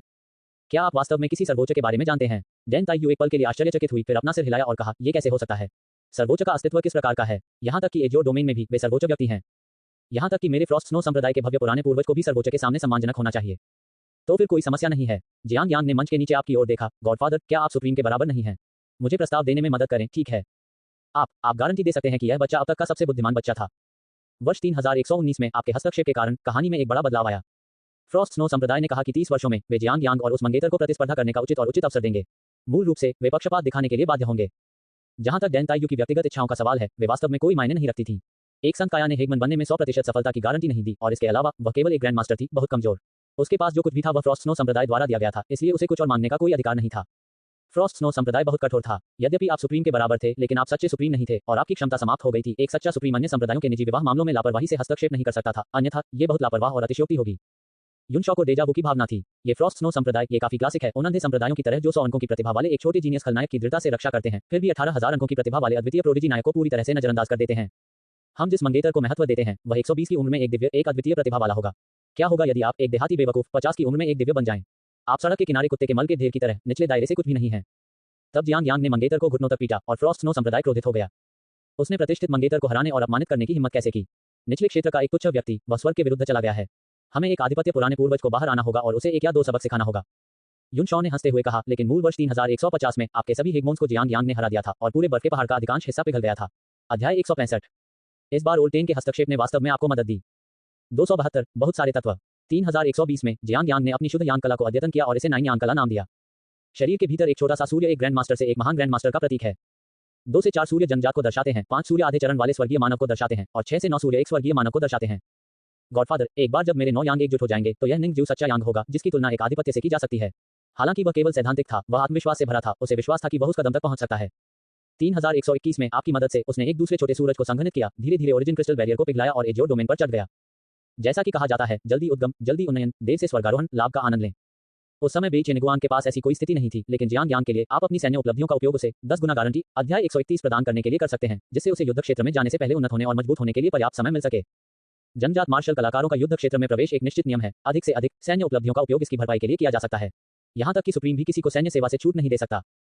हालांकि जियांग यांग ने इनकार कर दिया। उन्होंने कहा कि आप उनके गॉडफादर के रूप में पहले ही काफी कुछ कर चुके हैं और अब वह अपने और अपने परिवार के लिए लड़ रहे हैं। कोई कम चक्कर लगा सकता है, लेकिन कुछ रास्तों पर अकेले ही चलना पड़ता है। तुम्हें मालूम था कि इस बच्चे की उपरोक्त बातें झूठी हैं। जब उसने पहले आपसे अपने विवाह प्रस्ताव में मदद करने के लिए कहा था तो वह ऐसा नहीं था। वह बस लड़ाई का आनंद लेना चाहता था। जियांग यांग आश्चर्यजनक मार्शल दाव योग्यता के साथ, लेकिन एक सीधा दिमाग कभी कभी अचानक आश्चर्यजनक ज्ञान के साथ सामने आता था। इसके अलावा वह अधिकाधिक हृष्ट-पुष्ट होता जा रहा था और लड़ने का शौकीन होता जा रहा था। आपने ये भी पाया कि इस बच्चे में यांग फायर प्रचुर मात्रा में था, लेकिन आमतौर पर उसे विपरीत लिंग में कोई दिलचस्पी नहीं थी और एक हिजड़े की तरह समान लिंग में तो उससे भी कम। उस समय वह डैन ताइयू को भी पसंद करने लगा था, इसलिए नहीं कि वह उसके शरीर को चाहता था, बल्कि इसलिए कि वह उसके पवित्र शरीर को देखता था और चाहता था कि वह उसकी खेती में उसकी सहायता करे। विशेष रूप से जब जियांग यांग ने डैन ताइयू से लड़ाई की तो उसने उसके साथ किसी अन्य महिला या पुरुष के समान ही व्यवहार किया। उसे अपनी मुट्ठियों से तब तक पीटा जब तक कि उसने अपने सेंट बॉडी को सक्रिय नहीं किया और बर्फीली क्यूई को बाहर नहीं निकाला, जिससे उसकी रुचि बढ़ गई। 3122 में नियति के दूसरे पुत्र के साथ रिश्ता तय करने के बाद आपने उसे अपने दम पर चढ़ने दिया, फिर अपनी भटकती यात्राएं फिर से शुरू की। मानव जाति नियमित रूप से दानव जाति से टकराती रहती थी। आपने सीखा कि शिज़ुकी अब विशाल समुद्री लहरों में कई जल आत्माओं का नेता था। हालांकि समुद्री क्षेत्र को केवल किंझेनहाई द्वारा वाटर स्पिरिट रेस के लिए किराए पर माना जा सकता था, यह अब एकीकृत होने के कगार पर था। आपके रिश्ते के कारण नए क्षेत्र के विकास के साथ शिज़ुकी को काफी मात्रा में संसाधन प्राप्त हुए और वह पहले ही तीसरी रैंक पर पहुंच गई थी। 300 साल से अधिक पुरानी तीसरी रैंक मुख्य रूप से संसाधनों पर निर्भर। अपने पिछले जीवन में वह केवल 400 वर्ष से अधिक उम्र में इस चरण तक पहुंची थी। दरअसल ये पहले से ही काफी अच्छा था। समग्र रूप से स्पिरिट रेस को अलग रखते हुए वाटर स्पिरिट रेस अकेले एजियोर डोमेन में केवल 20वें स्थान पर है, जो काफी कम है। जश्न में आपने इसे 100 पाउंड बढ़ा दिया। फिर आपने कुछ आश्चर्यजनक सुना। हे शॉ यून, हमारा कबीला एक बिल्कुल नई जल भावना की खेती कर रहा है। क्या आप अनुमान लगाना चाहते हैं कि यह क्या है? समुद्री जल आत्मा, या संक्षेप में समुद्री आत्मा। आपने अनुमान लगाया? बिल्कुल नहीं, यह आपसे संबंधित है। एक पल के लिए तुम्हें समझ नहीं आया जब तक उसने अपना 100 पाउंड वजन बढ़ना नहीं दिखाया। अरे यह एक आत्मा है। आप पूरी तरह से व्याकुल थे। नहीं, आप नहीं कर सकते, जल्दी से रुकें। नहीं, हाँ, कोई रास्ता नहीं। 3123 में आपने गुस्से में वाटर स्पिरिट रेस पर धावा बोल दिया। हालांकि आप पानी के राजा वुहुहु से हार गए और केवल 3 महीने के अंधेरे के बाद बच निकले। आपको 2 खबरें मिली। अच्छी खबर, एल्फ प्रोटोटाइप का अभी तक जन्म भी नहीं हुआ है। ये सिर्फ एक अवधारणा है और साधना योजना को अभी भी परिष्कृत किया जा रहा है। बुरी खबर, वुहुहु की प्रायोगिक सामग्री पहले से ही कम चल रही थी। आपकी यात्रा खुद को इसके दरवाजे तक पहुंचाने के परिणामस्वरूप इसने आपसे 50 वर्षों की बुनियादी एल्फ खेती सामग्री प्राप्त की। नहीं, ये बहुत ही अमूर्त है। मैं उस तरह की स्पिरिट रेस को कभी पैदा नहीं होने दूंगा। आपने तब तक लगन से खेती करने का निर्णय लिया जब तक कि आप वुहुहु से आगे नहीं निकल गए और योजना को त्यागने पर मजबूर कर दिया। मुझे शीघ्र ही आदरणीय बनना होगा। आपने मार्शल दाव संसाधनों की खपत तेज कर दी है। 3135 में आपकी नींव 80% पूरी हो गई। सामान्य परिस्थितियों में औसतन हर 2 से 3 साल में ब्रेक थ्रू का अवसर मिलता था। कभी कभी वर्तमान अच्छे समय के बारे में भावुक महसूस करते हुए महीने में एक बार एक अवसर मिल सकता है। उदाहरण के लिए उस समय शिज़ुकी के साथ और उस समय वुहुहु के साथ। तारांकन एक बार एक निर्णायक अवसर। युन शॉ को लगा कि यह कोई सामान्य अमूर्तता नहीं है। यदि ऐसी बात फैलती तो एजियोर डोमेन में तीसरी रैंक के शिखर पर फंसे अनगिनत हेगमोन चांदी के रुमालों के समुद्र में बदलकर उभर आते। 3137 में आपने समाचार को भावशून्यता से देखा। बेई चेनगुआन फिर से दानव जाति से भिड़ गए, इस बार चौथे मानव दानव युद्ध क्षेत्र में। हेगमोन के मध्य चरण में जियांग यूली का पालन पोषण करने के बाद वह स्वयं भी हेगमोन के शिखर पर पहुंच गए। हालांकि उन्होंने कहा कि वह जियांग यूली के साथ आगे बढ़ेंगे और पीछे हटेंगे। कुल्हाड़ी को तेज करने से लकड़ी काटने में देरी नहीं होती है। एक बार जब वह सर्वोच्च बन गया तो उसके द्वारा प्राप्त किए जाने वाले संसाधन दसियों या सैकड़ों गुना तक बढ़ जाएंगे। फिर मिशन लेना, अपनी नींव को मजबूत करना, विभिन्न आकस्मिक मुठभेड़ें आज तक आई। दुश्मनों के एक समूह द्वारा पीछा किए जाने के दौरान वह जवाबी कार्रवाई पूरी करते हुए चौथी रैंक तक पहुंच गया। उसकी आत्मा ने 70,000 मील के क्षेत्र को दबा दिया। किंझेनहाई, उसका दोहरा आधिपत्य इरादा केवल 15,000 मील का था, है ना? युन शॉ ने कहा, हे भगवान, पिछले अनुकरण में चू हेशान, जो 600 साल की उम्र में आदरणीय बन गया, केवल 20,000 मील तक पहुंच पाया। और वह लुओ योंग, जिसका सर्वोच्च दाव दानव 9 द्वारा अलग कर दिया गया था। युआन हुआन के उजाड़ और कम आबादी वाले युग में कमजोर किस्मत के साथ वह केवल 500 साल की उम्र में आदरणीय बन गए, फिर भी उनकी प्रतिष्ठा केवल 30,000 मील तक ही सीमित थी।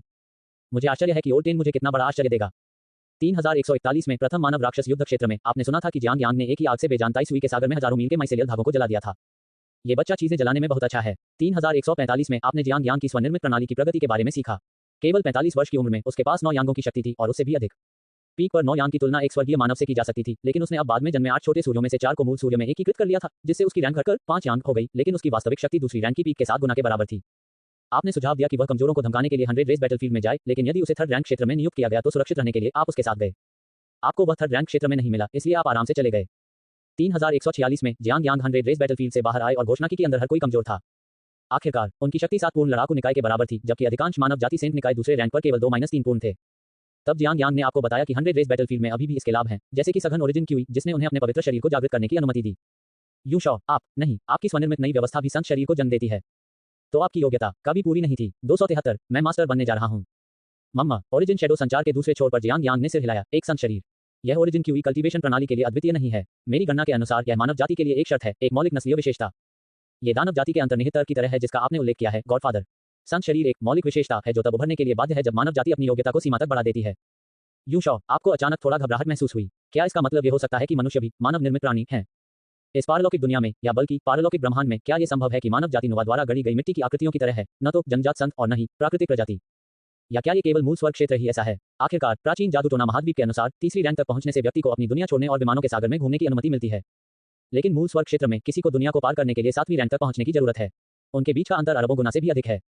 आपने पहले इसके बारे में बहुत अधिक नहीं सोचा था, यह मानते हुए कि यह दुनिया बहुत उन्नत है, लेकिन अब पुनर्विचार करने पर जब बेई चेनगुआंग ने 7वीं रैंक पर मूल स्वर्ग क्षेत्र को पार किया, तो क्या उसने वास्तव में इस दुनिया को छोड़ दिया था, या वह केवल एक मछली थी जो परिपक्व हो गई थी और पकड़ी गई थी? मानव जाति के साथ दानव जाति सैनिक जाति का एक प्रकार मात्र था। बेई चेनगुआंग ने कहा कि वह वापस लौटेंगे, लेकिन 1000 साल से अधिक समय हो गया है। क्या वह उच्च रैंक मानचित्र में फंस गया है और भागने में असमर्थ है, या वह पहले ही मर चुका है? एक सत्यापन विधि है, लेकिन हमें सीसोल महाद्वीप के विलय के लिए 700 साल इंतजार करना होगा, जिसमें जादूगर और जादूगर दोनों हैं। वे मूल स्वर्ग क्षेत्र के बाहर से मानव जाति के सदस्य हैं। आपने उस करामाती प्रणाली के बारे में सोचा जो विदेशी जानवरों में बदल सकती है, और झिझकते हुए कहा, ओह, उन्हें मानव जाति के रूप में गिना जाना चाहिए, है ना? कोई बात नहीं, सीसोल महाद्वीप के विलय के बाद हम देखेंगे कि क्या वहां की मानव जाति में भी यह सेंट बॉडी सेटिंग है। अंतिम सिमुलेशन से कोई भी संबंधित जानकारी सामने नहीं आई। आपको पूरी उम्मीद थी कि मानव जाति के उन सदस्यों के पास भी एक पवित्र शरीर होगा। यदि केवल मूल स्वर्ग क्षेत्र की मानव जाति के पास एक संत शरीर है, तो इसका मतलब है कि मूल स्वर्ग क्षेत्र विशेष है, संभवतः 8वीं या 9वीं रैंक के अस्तित्व द्वारा बनाई गई एक कृषि दुनिया है। यदि यह कहीं और मौजूद है, तो संत शरीर वाली मानव जाति के ब्रह्मांड स्तरीय सेटिंग होने की उच्च संभावना है, एक नियम जो स्वर्ग और पृथ्वी के निर्माण के बाद से अस्तित्व में है। इसके पीछे का मास्टरमाइंड कम से कम एक अमर क्षेत्र के भगवान, एक अराजकता भगवान और दानव, या एक दाव नियंत्रक के स्तर पर होगा। उस स्थिति में आपको इस बारे में चिंता करने की जरूरत नहीं होगी कि ओरिजिन हेवन क्षेत्र एक जेल है, या कि 7वीं रैंक में एक अपरिहार्य नश्वर खतरा है। लॉ लॉर्ड्स, हेवनली दाव Sands, grand unity golden immortals, यह मुझसे बहुत दूर है। आपने राहत की सांस ली। वर्ष 3147, लगभग 150 वर्षों तक अमृत पीने के बाद आखिरकार आपने अपनी नींव, जो एक सामान्य व्यक्ति से 20 गुना अधिक थी, पूर्णता से भर दी।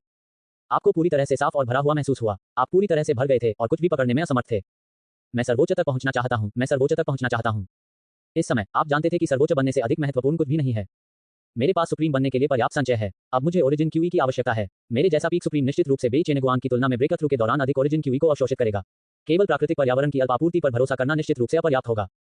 ग्रैंड ओरिजिन क्रिस्टल हार्ट्स, मेरे पास जो 5 हैं वे पर्याप्त नहीं हैं। मुझे 50 चाहिए, नहीं 100। या ओरिजिन क्यूई से समृद्ध अन्य संसाधन, अत्यावश्यक अत्यावश्यक अत्यावश्यक।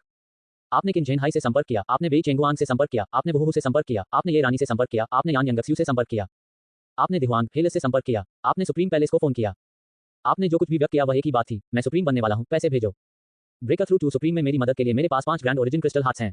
ब्रेकथ्रू में मेरा छोटा सा कदम पूरी मानव जाति के लिए एक बड़ी छलांग होगी। आप प्रत्येक व्यक्ति को बार बार समझाने में बहुत आलसी थे, इसलिए आपने बहुव्यक्ति संचार का उपयोग किया, जिसमें गोल्ड स्पिरिट और प्रोजेक्ट के दर्जनों स्क्रीन थे, प्रत्येक उस व्यक्ति के लिए जिसके साथ आपके अच्छे संबंध थे, जिसके पास ताकत थी और जिस पर आपने भरोसा किया था। अयस भय से कांपने लगा। अन्य एक चीज थे, लेकिन दिहुआंग हेलिस और अन्य गोल्ड स्पिरिट जैसी हस्तियां, उनमें से प्रत्येक उसका सर्वोच्च रैंक का बॉस था। हे भगवान, महामहिम दिहुआंग वास्तव में मेरे ओरिजिन एनर्जी प्रक्षेपण में दिखाई दिए। उनकी शानदार छवि ओरिजिन एनर्जी सिग्नल के रूप में मेरे मदरबोर्ड में प्रवाहित हुई, और वे 20 वयस्क एक साथ प्रकट होते हुए। अगर मैं इस बारे में किसी को बताऊं, तो कोई भी गोल्ड स्पिरिट इस पर कभी विश्वास नहीं करेगा। ... हर कोई पहले तो आपके संपर्कों की व्यापकता से आश्चर्यचकित हुआ, और फिर एक सुर में उन्होंने सवाल किया, आप आधे कदम वाले सर्वोच्च व्यक्ति हैं, ऐसे व्यक्ति जो एक बार ब्रेकथ्रू में विफल रहे। फिर से सुप्रीम बनने के लिए कठिनाई निस्संदेह पहले से हजारों गुना अधिक है। अध्याय 146 में पॉइंटी हेडमैन के उदाहरण की तरह, भले ही आपने पिछले कुछ वर्षों में 100 मिलियन से अधिक युद्ध लाभों के साथ अपने नुकसान की भरपाई की हो, फिर भी प्रेरणा की वह झलक मौजूद है। आप जैसे किसी व्यक्ति के लिए जो ब्रेकथ्रू टू सुप्रीम में विफल रहा, प्रेरणा की एक झलक दिखाई देने की संभावना केवल कुछ 100वां हिस्सा होगी। 1000 साल में एक बार मिलने वाला अवसर हर 10,000 साल में एक बार बढ़ाया जाएगा। संक्षेप में, उन्हें विश्वास नहीं था कि सिर्फ ऐसा कहने से आप सफलता प्राप्त कर सकते हैं। बेशक आपको चीजें उधार देना कोई समस्या नहीं थी, वे तुम्हें कुछ दे भी सकते हैं। ये सिर्फ इतना है कि वे कल्पना नहीं कर सके कि सर्वोच्च बनने के उस एक विचार के लिए आपको अवसर कैसे मिलेगा। क्या ऐसा हो सकता है कि आप लड़ाई के लिए अचानक दानव रेस शिविर में आक्रमण करने जा रहे हों? नहीं, लड़ाई पर्याप्त नहीं होगी। शायद आपको कई वर्षों तक जीवन या मृत्यु की स्थिति बनाए रखने की आवश्यकता होगी। आप संभवतः उनसे यह नहीं कह सकते कि वे आपके लिए गति पैदा करने के लिए संपूर्ण मानव जाति की शक्ति का उपयोग करें। क्या आप ऐसा कर सकते हैं? हालांकि यह वास्तव में कृत्रिम रूप से एक सर्वोच्च का निर्माण कर सकता है, ये भावनाओं का अत्यधिक उपभोग करने जैसा होगा और संपूर्ण मानव जाति को होने वाले नुकसान की भरपाई एक या दो सर्वोच्चों द्वारा नहीं की जा सकती है। विशेष रूप से आधे कदम वाले सुप्रीम को सफल बनाने की अनुमति देने पर लागत इतनी बढ़ सकती है कि एक स्वर्गीय सुप्रीम या यहां तक कि एक अद्वितीय सुप्रीम भी बनाया जा सके। आपने धीरे से अपना मुंह खोला। अब जब ये बात आ गई है तो मैं सीधे सभी को बताऊंगा। बोलने से पहले आपने दिहुआंग पर नजर डाली। दिहुआंग ने सिर हिलाया। इसने तुम्हारा आशय समझ लिया। ये संचार किसी भी बाहरी व्यक्ति को ज्ञात नहीं होगा। तब मैं स्पष्ट हो जाऊंगा। आपने शब्द दर शब्द बोला। इन ग्रीन डोमेन बॉकिंस को एक छोटा धोखा देने वाला झटका दिया। फ्लोइंग वर्ल्ड हेवनली पूल में उस लड़ाई के दौरान मैंने एक थर्ड रैंक पी ग्रेड दानव को भी कुचल दिया था। उस समय आप सभी ने मान लिया था कि मैं कहीं न कहीं सर्वोच्च तक पहुंचने में विफल रहा हूं। यही कारण है कि मेरे पास ऐसी शक्ति थी, लेकिन सच्चाई यह नहीं है। उस समय मैं आधिपत्य के शिखर पर भी नहीं था। वह कैसे संभव है? सुप्रीम पैलेस से किसी ने चिल्लाकर कहा। बाकी लोग भी भयभीत दिखे। उस समय आपके द्वारा प्रदर्शित गति, ओरिजिन की तीव्रता और मानसिक विकिरण सीमा को देखते हुए किस प्रकार के संत शरीर में ऐसी शक्ति हो सकती है? किन जेन हाई और ये रानी और भी अधिक हतप्रभ दिखे। वे जानते थे कि आपकी सेंट बॉडी ब्रेथलेस ओरिजिन की बॉडी थी, लेकिन क्या इस तरह की सेंट बॉडी में संख्यात्मक बोनस भी था? बेशक ये बैटल बॉडी सीरीज है। आपने 4 उंगलियां उठाई। किसी ने कहा यह असंभव है, यहां तक कि 4 पहलू युद्ध निकाय भी ऐसा नहीं कर पाएगा। यह एक 43 पहलू वाली युद्ध इकाई है। कोष्टक। छठा अपडेट सुप्रीम तक भी पहुंच रहा है। ओमेगा 274 बुद्ध बनने का विचार। बूम। यह एक सर्वोच्च लड़ाकू निकाय के विस्फोट जैसा था, या सच्चे राजाओं की तरह टकराते हुए 1,08,000 ली को चकनाचूर कर देते हैं। वे 7 छोटे शब्द दुनिया को खत्म करने वाले तूफान की तरह थे जो हर किसी के दिमाग में घूम रहे थे। वे प्रसिद्ध एक्स कंप्लीट फाइटिंग बॉडी श्रृंखला के बारे में जानते थे। ये संत निकाय अपनी सरल क्रूरता, लोगों को लुभाने वाले शुद्ध संख्यात्मक आकर्षण के लिए जाना जाता था। लेकिन एक 43 पूर्ण लड़ाकू शरीर का क्या मतलब था? आखिर 43 पूर्ण लड़ाकू निकाय का क्या मतलब था? 43 संपूर्ण लड़ाई शरीर, इन 7 शब्दों को एक साथ कैसे व्यवस्थित किया जा सकता है? 530,000। दिहुआंग और अन्य मेटल स्पिरिट्स चुप हो गए और ये रांगी और अन्य भी चुप हो गए। किन झेन हाय, आप कितना छुपा रहे हैं? बहु प्रभावशाली। सटीक रूप से कहें तो मेरे पास अभी भी एक दोहरी सेंट बॉडी है, दूसरा है ब्रेथलेस प्राइमरियल एनर्जी बॉडी, वगैरह वगैरह। आपने जोड़ा। एक और बम गिरा, लेकिन भीड़ की प्रतिक्रिया तेज नहीं हुई, या यूं कहें कि पिछली 43 कंप्लीट फाइटिंग बॉडी ने पहले ही उन्हें पूरी तरह से सुन्न कर दिया था। अब ये और अधिक सुन्नता थी। काफी देर तक उन्हें निरुत्साहित देखकर आपने कई बार अपना गला साफ किया। फिर सबसे पहले ठीक होने वाले लोग सुप्रीम पैलेस के लोग थे। सटीक रूप से कहें तो वहां केवल एक ही व्यक्ति वीडियो कॉल रिसीव कर रहा था। आखिरकार वह सदमे से जागा और खड़ा हो गया। बजना, वह खुद को स्थिर नहीं कर पाया और गिर गया। एक सुप्रीम गिर गया, लेकिन उन्हें इस क्षणिक चूक की कोई परवाह नहीं थी। अगले ही पल उसका चेहरा व्यावहारिक रूप से स्क्रीन पर दब गया। क्या ये सच है? ये सच है। आपने प्राइमोर्डियल एनर्जी कौशल का उपयोग करके दूरी में पूरी ताकत से हमला किया। 17वें स्तर के अधिपति की शक्ति की आदिम ऊर्जा ने एक मानक क्षेत्र का निर्माण करते हुए जमीन में एक गड्ढा खोद दिया। पृथ्वी हिलने के बाद आपका मेटल स्पिरिट माइंड कैमरा बड़े गड्ढे पर केंद्रित था। लगभग 50 वीं त्रिज्या का एक विशाल गड्ढा, जिसका अर्थ है 100 व्यास। विनाशकारी शक्ति थी, सामान्य पीक थर्ड दायरे से 40 गुना। सुप्रीम पैलेस से जुड़ा व्यक्ति पागल हो गया। उसने दहाड़ते हुए अन्य ऑन ड्यूटी कर्मियों को भी चौंका दिया। हर कोई स्तब्ध था और फिर लगभग एक साथ पागल हो गया। बेई चेंगुआंग का मुंह खुला रह गया। उनका तीसरा क्षेत्र संत शरीर 9 पूर्ण के बराबर था। संत शरीर का एक स्तर जो आमतौर पर सुप्रीमों के पास होता है। चौथे क्षेत्र के लिए उन्होंने अपने सेंट बॉडी की ताकत को अधिकतम करते हुए ब्रेक थ्रू हासिल करने से पहले अधिकतम भंडार जमा कर लिया था। यह मानव जाति में अभूतपूर्व संत निकाय था और उनके अनुमान के अनुसार यह कम से कम 20 कंप्लीट फाइटिंग बॉडी के बराबर था। फिर भी ये 20 कंप्लीट आपके क्लाउड फादर का केवल आधा स्तर था और आपका क्लाउड फादर केवल तीसरे दायरे में था। लड़के ने आपके आत्मसंतुष्ट चेहरे को देखा और खुद को शक्तिहीन महसूस किया। उसने कड़ी मेहनत की, उसने संघर्ष किया, वह अपने गुरु से आगे निकलना चाहता था, लेकिन सुप्रीम बनने के बाद भी आपके क्लाउड फादर के सामने वह अभी भी पहले वाला छोटा हकी गुआंग ही था। आप उदासीनता से मुस्कुराए, ये देखकर कि वे आपके लिए पागल हो रहे हैं। आपने 40 कंप्लीट फाइटिंग बॉडी को उजागर किया क्योंकि आप जानते थे कि एक बार जब आप सुप्रीम बन जाएंगे तो आप इस एजोर डोमेन में पिरामिड के पूर्ण शिखर पर होंगे। 40 बार सार का मतलब यह है कि जैसे ही आपने एक निर्णायक उपलब्धि हासिल की, यहां तक कि एक निचले मानव सुप्रीम के रूप में भी आपके पास एक मध्य पृथ्वी सुप्रीम की संख्यात्मक ताकत होगी, या यहां तक कि एक ऊपरी पृथ्वी सुप्रीम के करीब भी होगी। यहां तक कि कुछ छिपे हुए लोगों को गिनने पर भी संपूर्ण एजोर डोमेन में अर्थ सुप्रीमों की संख्या 50 से अधिक नहीं होगी, प्रत्यक्षतः तो और भी कम थे। उदाहरण के लिए मानव जाति में आप केवल 7 के बारे में जानते थे, जिनमें से केवल एक उच्च था। हेवन सुप्रीम्स संभवतः दानव जाति के भीतर केवल एकल अंकों में मौजूद थे, जबकि पीएलएस सुप्रीम्स पूरे एजोर डोमेन में भी मौजूद नहीं हो सकते थे। बाकी सच्चे राजा थे जिनकी किस्मत बस ढेर हो गई थी। एक क्षण बाद सुप्रीम पैलेस और मेटल स्पिरिट्स के लोगों ने प्रामाणिकता की पुष्टि की थी और वे आपके लिए पूरी तरह से गति बढ़ाने के लिए तैयार थे। वे अब कल्पना भी नहीं कर सकते कि यदि आपने जो कुछ कहा वह सत्य होता तो मानव जाति में कितनी भयानक, विश्व हिला देने वाली प्रतिभा होती। राक्षसों का वध करना और राक्षसों का विनाश करना उनकी मुट्ठी में लग रहा था। लेकिन आपने कहा गति बढ़ाने की कोई जरूरत नहीं है। अब मेरे पास हर 10 साल में प्रेरणा की झलक होती है। ये वह आत्मविश्वास है जो 40 कंप्लीट फाइटिंग बॉडी मुझे देती है। मुझे बस संसाधनों की आवश्यकता है। सुप्रीम पैलेस की प्रोजेक्शन स्क्रीन पर पहले से ही लोगों की भीड़ थी। 10 से अधिक साल बहुत लंबा है। क्या इसे तेज करने का कोई साधन नहीं है?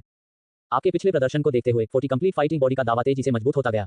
वे पहले से ही अधीर थे, हर कोई उत्सुकता से आपकी ओर देख रहा था। वे सबसे कम परिचय वाले समूह थे, फिर भी इस समय उन्होंने सबसे अधिक उत्साह दिखाया। बेशक त्वरण के तरीके हैं। आपने अपना गला साफ किया। उदाहरण के लिए मेरी मार्शल दाओविल। मैंने अभी तक अपने अधिपति की वसीयत की व्याख्या भी नहीं की है। ये सुनकर सुप्रीमों का वह समूह चीखता चिल्लाता रहा। ये सही है, वहां मार्शल दाओविल भी है। जब तक मार्शल दाओ इच्छा संतुष्ट है, सर्वोच्च के एकल विचार ट्रिगर की संभावना हजारों, दसियों हजार गुना बढ़ जाएगी। हे भगवान, ये बूढ़े गीजर कहां से आए? वे बहुत देर तक चिल्लाते रहे और आखिरकार किसी ने एक महत्वपूर्ण प्रश्न पूछा। तो रक्षक अधिपति, आपकी मार्शल दाओविल क्या है? आपने मुस्कुराते हुए अपने दांत निकाले। किसी कारण से प्रक्षेपण में बहु और ये रानगी ने एक साथ अपने दिलों में एक चेतावनी महसूस की। ऐसा लगता है कि उन दोनों ने कुछ संभावना के बारे में सोचा है। पार्टी करना, मेरा मार्शल दाओविल पार्टी कर रहा है। आपने बिना किसी हिचकिचाहट के कहा, जितनी अधिक पार्टियां उतना बड़ा पैमाना, मैं उतना अधिक खुश हूं। नहीं तो तुम्हें क्यों लगता है कि मुझे पार्टी करना पसंद है? क्या ऐसा इसलिए है क्योंकि मैं अत्यधिक अयाश लंपट शैतान हूँ? आपने धार्मिक आक्रोश के साथ कहा, ये कैसे हो सकता है? मेरा दिल और भावनाएं चूनान की तरह शुद्ध हैं, मेरे सभी कार्य मार्शल दाव के लिए हैं। यह अयाशी के मुखौटे के नीचे मेरा सच्चा स्वरूप है, दाव का शुद्ध साधक। जिसका दाव का साधक अपने मार्शल दाव विल के रूप में उस तरह की चीज का उपयोग करता है। आधे महीने बाद आपकी सबसे परिचित विशाल समुद्री लहरों में आप आगे बड़े आंगन की ओर चल दिए। रास्ते में अनगिनत लोग दोनों तरफ खड़े होकर तुम्हें देखते रहे। सुप्रीम ले, युवक, कड़ी मेहनत करो, इसे जारी रखो। सुप्रीम चू, शर्माओ मत, डरपोक मत बनो, वही करो जो तुम्हें करना चाहिए। सर्वोच्च गीत, जारी रखो, आगे बढ़ते रहो। सुप्रीम झांग, हमें आपसे बहुत उम्मीदें हैं। मानव जाति के भविष्य के लिए जाओ और तारांकन तारांकन तारांकन तारांकन। सुप्रीम जिन, एक ओवरलॉर्ड्स विल प्रैक्टिशनर, जिसे पार्टियों को एक पार्टी के दौरान सुप्रीम तक सफलता हासिल करनी होगी। सुप्रीम बेई चेन, आपने सुप्रीम बेई चेन के सिर को थपथपाया, क्या केवल आपका मुंह ही कीमती है? बेई चेंगुआन की अभिव्यक्ति रोने और हंसने का मिश्रण थी। क्लाउड फादर, मैं आपको शुभकामनाएं देता हूं। सुप्रीम के लिए एक सफल सफलता। सुप्रीम किन, मैंने वास्तव में कभी नहीं सोचा था, मैंने वास्तव में कभी कल्पना भी नहीं की थी, ऐसी किसी अधिपति की इच्छा होगी। 20 से अधिक मानव जाति के सर्वोच्च लोग यहाँ एकत्र हुए हैं, जो आपको पार्टी में जाते हुए देख रहे हैं, इस जंगली पार्टी के लिए दाव की सुरक्षा और सुरक्षा कर रहे हैं। जैसे ही आपने धक्का देकर भव्य गेट खोला, वे सभी एक स्वर में चिल्लाए, मजे करना सुनिश्चित करें। कोई दबाव महसूस न करें, बस सबसे आनंदमय और खुशहाल तरीके से पार्टी करें। सर्वोच्च महल के नाम पर इस पार्टी में किसी भी कारक द्वारा हस्तक्षेप नहीं किया जा सकता है। आपने बड़े आंगन में प्रवेश किया। दर्जनों प्रकार के मनुष्य, चीनी, पश्चिमी, विषमलैंगिक आंखें, बर्फ सफेद बाल, बैंगनी त्वचा, 3 मीटर लंबा, और जल आत्माएं, अग्नि आत्माएं, पवन आत्माएं। पता चला, सच्चा रोमांटिक मार्शल भगवान मैं ही हूं। आपने भावना से आह भरी और उसमें डूब गए। 13 दिन बाद वह सुप्रीम बनने का विचार आ गया। 275 जबरदस्त डुओ शाओ। लगातार प्रयास के 13 दिन और रातें, 140 साल की संचित नींव, लगभग 300 वर्षों की प्रतीक्षा, आखिरकार इस चरण तक पहुंचने और सर्वोच्च पद पर चढ़ने का समय आ गया है। मेरे प्रारंभिक वर्षों में कोई बात नहीं, मैं इसका पाठ तब करूंगा जब मैं वास्तव में सर्वोच्च बन जाऊंगा। आप धीरे धीरे एक हाथ और फिर एक पैर को धक्का देकर भीड़ से बाहर निकल गए। आपने अपना मुंह खोला और विंड क्यूई का एक गोला उगल दिया, फिर अपने शरीर से वाटर क्यूई का एक पोखर बाहर निकाल दिया। तुम बड़े आंगन से बाहर उड़ गए। बाहर सभी सुप्रीमों ने एक साथ मार्शल दाव संसाधनों को बाहर निकाला, जो विभिन्न स्थानों से एकत्र किए गए थे। कुल मिलाकर कई सौ ताइवान क्रिस्टल दिल थे। आपने गहरी सांस ली और उनसे बात की। सर्वोच्च बनना शुरू होने वाला है। वे पीछे हट गए, सैकड़ों हजारों मील, यहां तक कि लाखों मील दूर तक पीछे हट गए। एक मानसिक ऊर्जा दबाव धीरे धीरे फैलता है, जो आपके चारों ओर केंद्रित होता है। सुप्रीम, एक समय महज एक अप्राप्य सपना, एक ऐसा अस्तित्व जिसकी ओर शुरुआती गांव के बड़े शॉटजू बावन को भी देखना पड़ता था। अब ये पहुंच के भीतर था। अंततः यह इस कदम पर आ गया है। आपने आह भरी, और यह स्थिर ब्रेकथ्रू शैली थी जिसे आप हमेशा पसंद करते थे। जीवन मृत्यु की स्थिति का सामना करने की कोई जरूरत नहीं, शक्तिशाली दुश्मनों से घिरे रहने की कोई जरूरत नहीं। आप इस तरह लगातार ब्रेकथ्रू करना चाहते थे, चुपचाप आजूर डोमेन में एक बेजोड़ व्यक्ति बनना चाहते थे। यही तो आपने सोचा था, लेकिन आपकी आभा इंद्रधनुष की तरह थी, आपकी मानसिक ऊर्जा तरंगों में बाहर की ओर फैल रही थी। ये सर्वोच्च तक पहुंचने का पहला कदम था। मानसिक ऊर्जा का दबाव 1 लाख मील तक फैला हुआ था। मानसिक ऊर्जा का उपयोग करके 1 लाख मील के क्षेत्र को दबाया गया था। इस चरण को सफलतापूर्वक पार करने के लिए मानसिक ऊर्जा विकिरण सीमा 1 लाख मील तक पहुंचनी चाहिए। जिनके पास अपर्याप्त नींव है, जिनका दबाव केवल 30 से 40 हजार मील या 60 से 70 हजार मील तक पहुंचता है, वे ब्रेकथ्रू में असफल हो जाएंगे और आधा कदम सुप्रीम बन जाएंगे। हालांकि मानसिक ऊर्जा दबाव की सीमा का मतलब यह नहीं है कि सर्वोच्च तक चढ़ने के बाद मानसिक ऊर्जा उतने मील तक पहुंच सकती है। नव आरोहित सुप्रीमों की ताकत सभी समान है, अंतर उनके पवित्र शरीर और दिव्य क्षमताओं में है। बाइचेंग गुआन का पवित्र शरीर 9 फोल्ड से 20 फोल्ड तक उन्नत हुआ, क्योंकि उनका मानसिक ऊर्जा दबाव 7 लाख मील तक पहुंच गया था। यदि वह उस समय केवल 1 लाख मील पीछे पहुंच गया होता, तो न केवल उसका पवित्र शरीर केवल 12 गुना होता, बल्कि उसकी दिव्य क्षमताओं की ताकत भी काफी कम हो जाती। आपने मूल रूप से सोचा था कि आपकी 20 गुना नींव के साथ 40 गुना 60 से गुना होने पर 2 से 3 मिलियन मील का मानसिक ऊर्जा दबाव कोई समस्या नहीं होनी चाहिए। आपने खुद को कमतर आंका। वह धूमिल, सर्वोच्च, महान और परम महिमा दूर तक फैलती रही। 1 लाख मील, 2 लाख मील, 3 लाख मील, अद्वितीय। सर्वोच्च आभा ने अपनी सीमा के भीतर कुछ सुप्रीमों को निराश कर दिया। वे आपसे दबा नहीं जाना चाहते थे, इसलिए वे 5 या 6 लाख मील दूर तक पीछे हट गए। लेकिन ये पर्याप्त नहीं था। वे पीछे हटते रहे, लेकिन उनके पीछे हटने की गति आपके मानसिक ऊर्जा विकिरण के साथ नहीं टिक सकी। आपने लाखों मील दबाया, फिर भी यह अभी खत्म नहीं हुआ था। 10 लाख मील की सीमा को तोड़ने के बाद मानसिक ऊर्जा का दबाव बाहर की ओर बढ़ता रहा, जो प्रकाश की गति को पार कर गया, जो एक ही सांस में लाखों मील तक फैले सच्चे राजाओं को प्रतिबंधित कर सकता था। 2 मिलियन मील, 3 मिलियन मील, 4 मिलियन मील, सभी सुप्रीमों ने बदले अपने भाव। कुछ तो 10 लाख मील से भी अधिक दूर थे, लेकिन उन्हें अभी भी वह दबाव महसूस हो रहा था, जिसने उन्हें भी, जो पहले से ही सुप्रीमों पर चढ़ चुके थे, असहज महसूस कराया। और आप स्तब्ध थे, एक रॉकेट की तरह महसूस कर रहे थे, आसमान में ऊंची उड़ान भर रहे थे, जमीन से दूर और दूर जा रहे थे। 10 लाख मील, जमी हुई लहरों के विशाल समुद्र में खरबों प्राणियों ने ऊपर देखा। कुछ लोगों को पता नहीं था कि क्या हो रहा है, बस उनके भीतर सहज ही श्रद्धा की भावना जाग उठी। अन्य मार्शल कलाकार भयभीत होकर इधर उधर देखने लगे। ये वैसा ही लगता है जैसे 200 साल पहले डोमेन लॉर्ड सुप्रीम बन गया था। नहीं, ये और भी मजबूत है। कौन सर्वोच्च बन रहा है, और वह व्यक्ति कहाँ है जो सर्वोच्च बन रहा है? अगले ही पल उसने सहजता से एक निश्चित दिशा में देखा। वह आपसे 14 लाख मील दूर था। अत्यधिक प्रयास के बाद भी आपकी आकृति को देखने में असमर्थ था, लेकिन वह इसे महसूस कर सकता था। उस दबाव ने उन्हें बताया कि उस दिशा में एक अतुलनीय महान अस्तित्व का जन्म होने वाला है। 20 लाख मील, वह पहले ही जमी हुई लहरों के विशाल सागर के किनारे तक पहुंच चुका था। उसके पार अनंत सागर था, समुद्री जाति का क्षेत्र। और आपका दबाव बिना किसी हिचकिचाहट के पार हो गया। 30 करोड़ मील, 50 करोड़ मील, 70 करोड़ मील। अनगिनत मछलियां और झींगा अव्यवस्थित नृत्य में चौंका देते हैं, और समुद्री जानवर घबरा जाते हैं। यह एक मानव जाति है, एक मानव जाति अनंत सागर में सर्वोच्च बन रही है।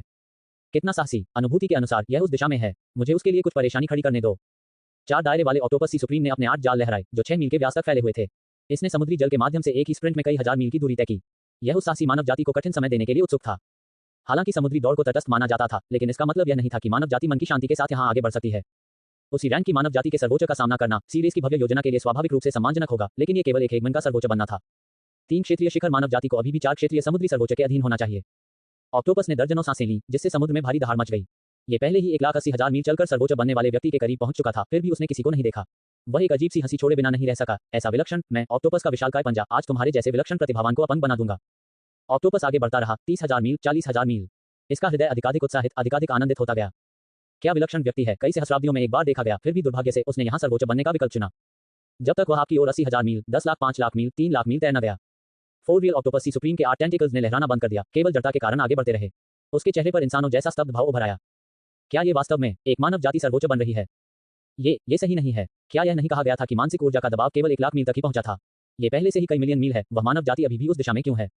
अब आपका मानसिक ऊर्जा दबाव 100 मिलियन मील के दायरे में पहुंच गया था, अनगिनत बड़े डोमेन को शामिल करते हुए, एक ब्लैक होल की तरह जो मानव जाति और समुद्री जाति दोनों के विशाल क्षेत्रों को कवर करता है। लेकिन यह अभी भी खत्म नहीं हुआ था। 150 मिलियन मील, 200 मिलियन मील, 250 मिलियन मील। यूं शॉ, क्या मुझे इस बात पर अफसोस करना चाहिए कि इसके विस्तार की गति धीमी हो गई है, कि यह हर बार दोगुनी वृद्धि नहीं कर रही है? पिछले पैटर्न के हिसाब से अब इसमें 200 मिलियन, 300 मिलियन, 400 मिलियन की बढ़ोतरी होनी चाहिए। एजियो डोमेन की 100 दौड़ें डू रेस। धधकते श्वेत ऊर्जा पिंडों के समूह एक साथ कांपने लगे, उनके मुखहीन सिर सहज रूप से एक ही दिशा में मुड़ गए। असंख्य जल डोमेन, जल आत्मा दौड़। जिक्सी क्यूई ने आश्चर्यचकित होकर कहा, शॉयुन, क्या वह यहाँ से होकर आ रहा है? या क्या कोई अन्य मानव जाति हमारे क्षेत्र में घुसपैठ कर रही है? मानव जाति के अनगिनत बड़े क्षेत्रों में एक के बाद एक दिव्य और यहाँ तक कि आधिपत्य आकाश में चढ़े। कौन सर्वोच्च बन रहा है? आसपास कौन सर्वोच्च पद पर आरोहण कर रहा है? जाओ और देखो, मैं एक सर्वोच्च का जन्म देखना चाहता हूँ। 276 सच्चा राजा यहाँ है। अरबों प्राणियों ने एक साथ एक ही दिशा में अपना सिर घुमाया। 700 मिलियन मील, 800 मिलियन मील, 900 मिलियन मील। आगे बढ़ो और विस्तार करो। बुरे आदमी, संभवतः तुमसे अधिक विस्तार कौन कर सकता है? विभिन्न मानव दानव जाति युद्ध क्षेत्रों और मानव याव जाति युद्ध क्षेत्रों में होने वाले सभी संघर्ष रुक गए। 1.3 अरब मील, 1.5 अरब मील। इस समय दानव जाति की भूमि और याव जाति की भूमि पर अराजकता फैल गई। कितना दुस्साहसी! यह मानव जाति आमतौर पर अहंकारी नहीं है। क्या वह सोचता है कि वह इस जगह को जीवित छोड़ सकता है? जब तक ये 2 अरब 147 मिलियन 483,647 मील के दायरे तक नहीं पहुंच गया, तब जाकर ये रुका। पवित्र बकवास। अन्य सुप्रीम 1 लाख मील पर हावी हैं, लेकिन आप 2 अरब मील पर हावी हैं। हालांकि इस सीमा ने अभी भी पूरे एजियो डोमेन को शामिल नहीं किया था। सभी मानव जाति की भूमि, अधिकांश समुद्र, अधिकांश दानव जाति की भूमि, अधिकांश याव रेस की भूमि और एजियो डोमेन में 100 में से 43 दौड़ें सभी इसमें शामिल थीं। आपने महसूस किया आपकी मानसिक ऊर्जा का दबाव दूर आकाश में, और आप सचमुच स्तब्ध रह गए। एक बार जब आप स्वीकार कर लेते हैं कि आप कितने अद्भुत हैं, तो आप अजेय हैं। क्या हुआ? क्या हुआ? क्या हुआ? आपसे लगभग 10 लाख मील की दूरी पर मौजूद 23 मानव जाति के सर्वोच्च लोग चुप थे। सबसे पहले कुछ ने इस पर विश्वास नहीं किया, कुछ सुप्रीम जिद्दी थे, लेकिन 7 मिलियन मील दूर उड़ने के बाद और अभी भी आपका दबाव महसूस करते हुए उन्होंने चुपचाप हार मान ली और वापस उड़ गए। 20 से अधिक मानव जाति सुप्रीमों के अलावा एक गोल्डन स्पिरिट सुप्रीम भी मौजूद था। इसका स्वरूप एक मानवीय चेहरे में बदल गया, जो मौजूद अन्य सुप्रीमों को स्कैन कर रहा था। अभी प्राइमोर्डियल एनर्जी नेटवर्क से समाचार प्राप्त हुआ, 700 से अधिक मानव जाति डोमेन में हर इंच भूमि में कोई न कोई सर्वोच्च बन रहा है। अंतहीन सागर में मानव जाति के किसी व्यक्ति ने एक संदेश अपलोड किया, जिसमें बचाव का आह्वान किया गया, जिसमें कहा गया कि स्थानीय समुद्री जाति एक मानव जाति प्रोडिजी की चौथी रैंक की प्रगति को बाधित करने वाली थी। गोल्डन स्पिरिट की इलेक्ट्रॉनिक आवाज आदिम ऊर्जा के प्रभाव से फैल गई। सभी समझदार आरोही, उनकी दिशा यही इंगित करती है। शॉयुन, उसका 1 लाख मील का दबाव वास्तव में 1 अरब मील है। क्या ये भ्रम है? कोई बुदबुदाया, नहीं, ऐसा नहीं है, और यह एक बहुत बड़ी समस्या बन गई है, बहुत बड़ी समस्या। एक पृथ्वी सुप्रीम ने आगे कदम बढ़ाया, उसने गहरी आवाज में कहा, अब से सभी सुप्रीमों को एकजुट होने के लिए सूचित करें, हम युद्ध क्षेत्रों को छोड़ देंगे। प्राइमोर्डियल एनर्जी नेटवर्क की विकिरण सीमा के भीतर प्रत्येक स्क्रीन, प्रत्येक नेटवर्क सूचना नोड पर सुप्रीम शॉयुन का चित्र पोस्ट करें। आखिरकार एक सर्वोच्च बैठक बुलाएं, मैं दृढ़तापूर्वक अनुरोध करता हूं। 2 सच्चे राजाओं को नींद में जगाओ। कोई भयभीत था, भ्रमित था, क्या ये समय से पहले एक पवित्र युद्ध भड़काने वाला है? पृथ्वी सुप्रीम ने उसकी ओर देखा, अचानक बहुत अधिक थका हुआ लग रहा था, उसने आह भरी। जो लोग पवित्र युद्ध भड़काने जा रहे हैं, वे मूल रूप से हमारी मानव जाति नहीं है। उनके पास केवल एक ही रास्ता था, केवल एक ही रास्ता बचा था, और वे केवल इसी एक रास्ते को अपनाएंगे। संपूर्ण अज़ूर डोमेन का दुश्मन बनना और हर कीमत पर आपकी रक्षा करना। अन्य सुप्रीमों ने कैसा प्रदर्शन किया, इसकी आप परवाह नहीं कर सकते। आपकी मानसिक ऊर्जा 2 अरब मील तक फैली होने के साथ आपको जीवित प्राणियों और सभी चीजों की एक अंतहीन भीड़ आपके प्रति समर्पित महसूस हुई। हालांकि कुछ छोटे बिंदु भी थे जिन्हें संकटमोचक माना जाता है। 2 अरब मील की सीमा बहुत भयावह थी, सटीक नियंत्रण असंभव था। आपने हजारों मील दूर छोटे काले बिंदुओं को देखा। ठीक इसी आसपास 20 से अधिक उपद्रवी थे जो संयोगवश ये सुप्रीम थे, और लगभग 900 अधिक विभिन्न दिशाओं में दूर। आपकी अनुभूति बहुत स्पष्ट थी, बहुत निश्चित नहीं। सी रेस से 100 से अधिक लोग थे और याओ रेस से 100 से अधिक नहीं। इस 2 अरब मील की प्रभुत्व वाली सीमा के भीतर कुछ उपद्रवी थे जो बहुत अधिक खड़े थे। इस समय आप पूरी तरह से अस्वस्थ महसूस कर रहे थे। सच्चे राजा, आपने 2 अरब मील तक प्रभुत्व स्थापित किया और आपने एक सच्चे राजा पर दबाव डाला। उद्धरण चिन्ह ... मेरे साथ खिलवाड़ मत करो, मैं बस कुछ मिलियन मील पर हावी होना चाहता था। क्या ये वास्तव में आवश्यक है? निर्णायक विशेष प्रभाव, बड़े भाई। आपने महसूस किया कि उन सच्चे राजाओं की ओर से तीखी निगाहें आ रही थीं। एक सच्चा राजा याव जाति की भूमि से आया, 2 सच्चे राजा दानव जाति की भूमि से आए। जहां तक मानव जाति और समुद्री जाति की बात है, आपने महसूस नहीं किया कि कोई भी सच्चा राजा ध्यान दे रहा है। आपकी खोपड़ी में झंझनाहट हुई, और इस समय दूर से मानव जाति की ओर से वे सुप्रीम लोग पहले ही दौड़कर आ चुके थे। सुप्रीम चू ने आपको अपने सच्चे सार से आच्छादित कर दिया और साथ ही मानसिक ऊर्जा संचार के माध्यम से तुरंत आपके दिमाग में बड़ी मात्रा में जानकारी डाल दी। संपूर्ण मानव जाति पूर्ण पवित्र युद्ध की स्थिति में प्रवेश कर गई। मानव जाति भूमि के बाहर सभी नश्वर शत्रु थे। वे आपको सनसेट क्लिफ पर ले जाना चाहते थे, जो मानव जाति के 700 से अधिक डोमेन में से एक है। वह सुप्रीमो के लिए सबसे अच्छा स्थान था जो खुद को इकट्ठा करने और संयुक्त रूप से आपकी रक्षा करने के लिए स्वतंत्र हो सकते थे। खुद को बचा सकते हैं का तात्पर्य उन सुप्रीमो से नहीं है जो महत्वपूर्ण मामलों में व्यस्त नहीं थे, इसका तात्पर्य उन सुप्रीमो से है जो अभी भी कार्य कर सकते हैं और जिनसे अभी भी संपर्क किया जा सकता है। इससे अधिक महत्वपूर्ण कुछ भी नहीं था। सुप्रीम चू द्वारा बताई गई जानकारी में यह भी शामिल है, वर्तमान में अनुमानित रूप से 227 सुप्रीम सनसेट क्लिफ तक पहुंच सकते हैं और अन्य 48 का मिशन अन्य जातियों में कहर बरपाना या उनके आगमन में देरी करने के लिए अग्रिम पंक्ति की रक्षा करना था।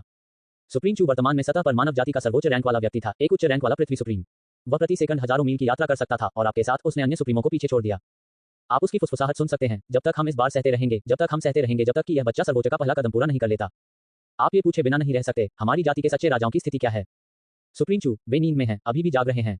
आप क्यों पूछ रहे हैं? आपकी आंखें मरी हुई मछली की आंखों की तरह थीं, जो एक निश्चित दिशा में देख रही थी, क्योंकि मुझे लगता है कि एक सच्चा राजा उड़ रहा है। सुप्रीम चू, दिशा को देखते हुए, ये संभवतः दानव जाति की ओर से है। आपने आंख भरते हुए कहा, अगर, और मेरा मतलब है कि मेरी ब्रेकथ्रू खत्म होने के बाद मैं एक छोटी सी दुनिया में छिप जाऊं और उन्हें बताऊं कि बाकी सब कुछ सिर्फ एक सामूहिक मतिभ्रम था, तो क्या ये काम करेगा? सुप्रीम चू, वे बेवकूफ नहीं हैं। अभी तक आप निचले दायरे में शरण नहीं ले सकते, मुख्यतः क्योंकि यह प्रत्यक्ष रूप से आपकी 1,00,000 मील पर हावी सीमा को संपीड़ित करने के समान होगा, जिसका कुछ प्रभाव होगा जो आपकी क्षमता को जबरन कम करने के बराबर होगा।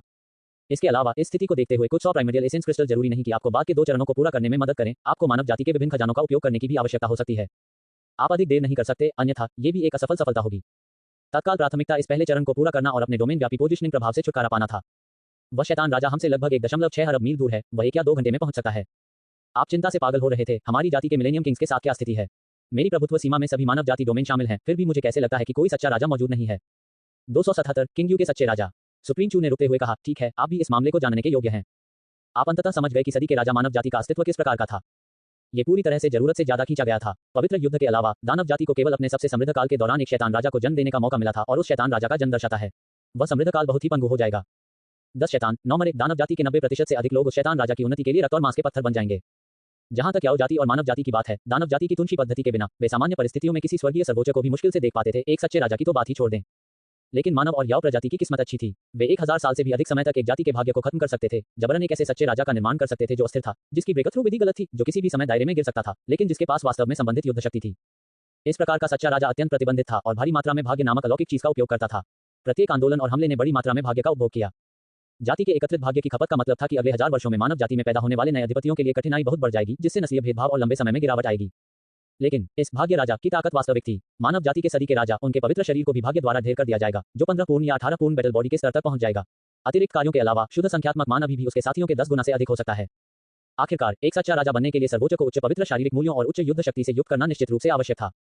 जहां तक याओ रेस का सवाल है, इसका जिक्र करने की कोई जरूरत नहीं है। एक दिव्य जानवर की रक्तरेखा के साथ किसकी युद्ध शक्ति गुणक 10 या 20 गुना से अधिक नहीं है। यह मानव जाति के सदी के राजा से भी अधिक शक्तिशाली है।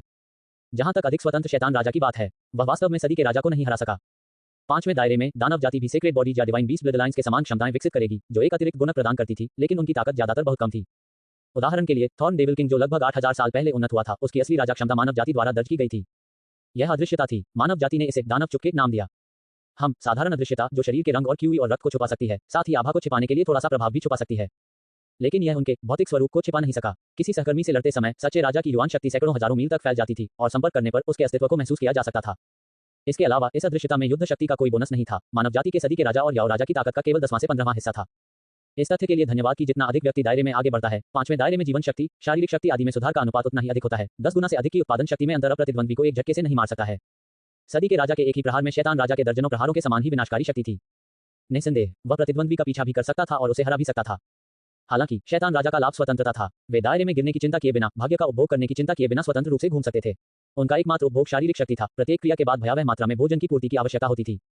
वर्तमान में दानव, मानव और याओ जातियां क्रमशः 3, 2 और 1 सच्चे राजाओं की सामान्य संख्या बनाए रखती हैं।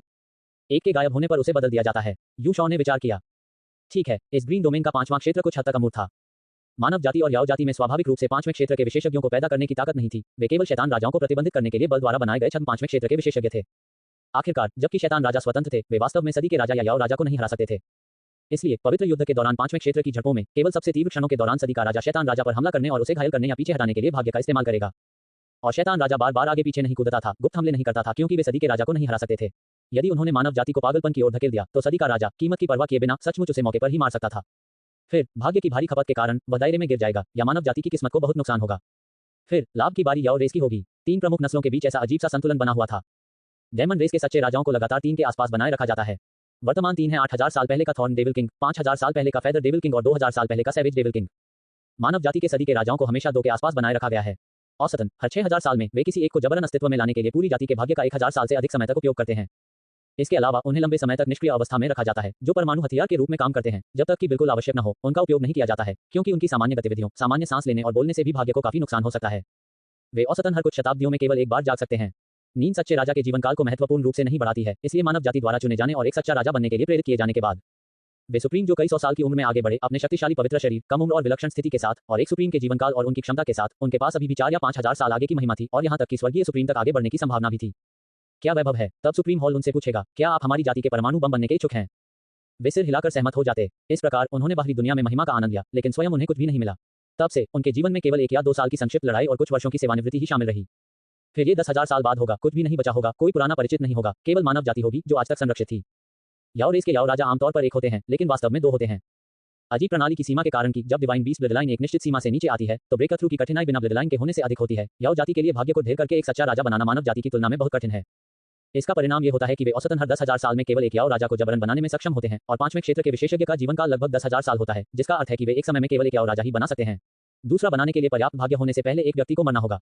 यदि 2 एक साथ दिखाई देते हैं, भले ही दूसरे याओ राजा की अगले सेकंड मृत्यु हो जाए, फिर भी यह याओ रेस के भाग्य मूल्य को गिरा देगा। मानव और दानव जातियों के कार्रवाई के बिना याओ जाति स्वयं को पंगु बना देगी और सी रेस जितनी याओ से भी कम कमजोर हो जाएगी। 278 जुवानबू एक राक्षस के रूप में खड़ा है और दोनों राजा उसकी रक्षा करते हैं। यदि याओ जाति को एक गिरे हुए राजा की जगह दूसरे को बलपूर्वक भोजन खिलाना होता, तो अंतरिम अवधि कम नहीं होती। आमतौर पर चौथे दायरे से 5वें दायरे तक किसी को जबरदस्ती खाना खिलाने में दशकों लग जाते हैं। तो सवाल उठता है, इन दशकों के दौरान याओ रेस की सुरक्षा की गारंटी कैसे दी जाएगी? क्या वे मानव जाति और दानव जाति द्वारा उनके घर पर हमला करने से नहीं डरेंगे, जिससे उनकी स्थिति समुद्री जाति से भी बदतर हो जाएगी? क्योंकि याओ जाति में अभी भी एक शैतान राजा है। इस मौजूदा शैतान राजा को याओ रेस की किस्मत द्वारा जबरदस्ती अस्तित्व में नहीं लाया गया था, बल्कि उसने अपने दम पर 5वें दायरे का सच्चा राजा हासिल किया, जो वास्तव में एक दुर्जय था। ये शैतान राजा एक काला कछुआ है। 50,000 साल पहले ये ग्रीन डोमेन के पार से आया था। ग्रीन डोमेन की याओ रेस का इतिहास मानव जाति और दानव जाति की तुलना में बहुत छोटा है। क्या आपको याद है जब युनक्यूई पहली बार दूसरे मानव राक्षस युद्ध क्षेत्र में सेवा करने के लिए तियानयुआन युद्धपोत अध्याय 99 पर चढ़े थे, तो कप्तान ने सभी इन्हें कल्टीवेटर्स की लामबंदी के दौरान कहा था। दानव जाति हमेशा से मानव जाति की नश्वर शत्रु रही है। याओ जाति एक समय मानव जाति के मैत्रीपूर्ण गठबंधन का भी हिस्सा थी। ये कथन सत्य है, याओ जाति वास्तव में मानव जाति का हिस्सा हुआ करती थी, लेकिन उस समय उन्हें जानवर कहा जाता था। वे मानव जाति द्वारा पाले गए स्पिरिट बीस्ट की एक प्रजाति थे। 50,000 साल पहले ऐसा नहीं हुआ था कि काला कछुआ सच्चा राजा किसी बाहरी क्षेत्र से आया था।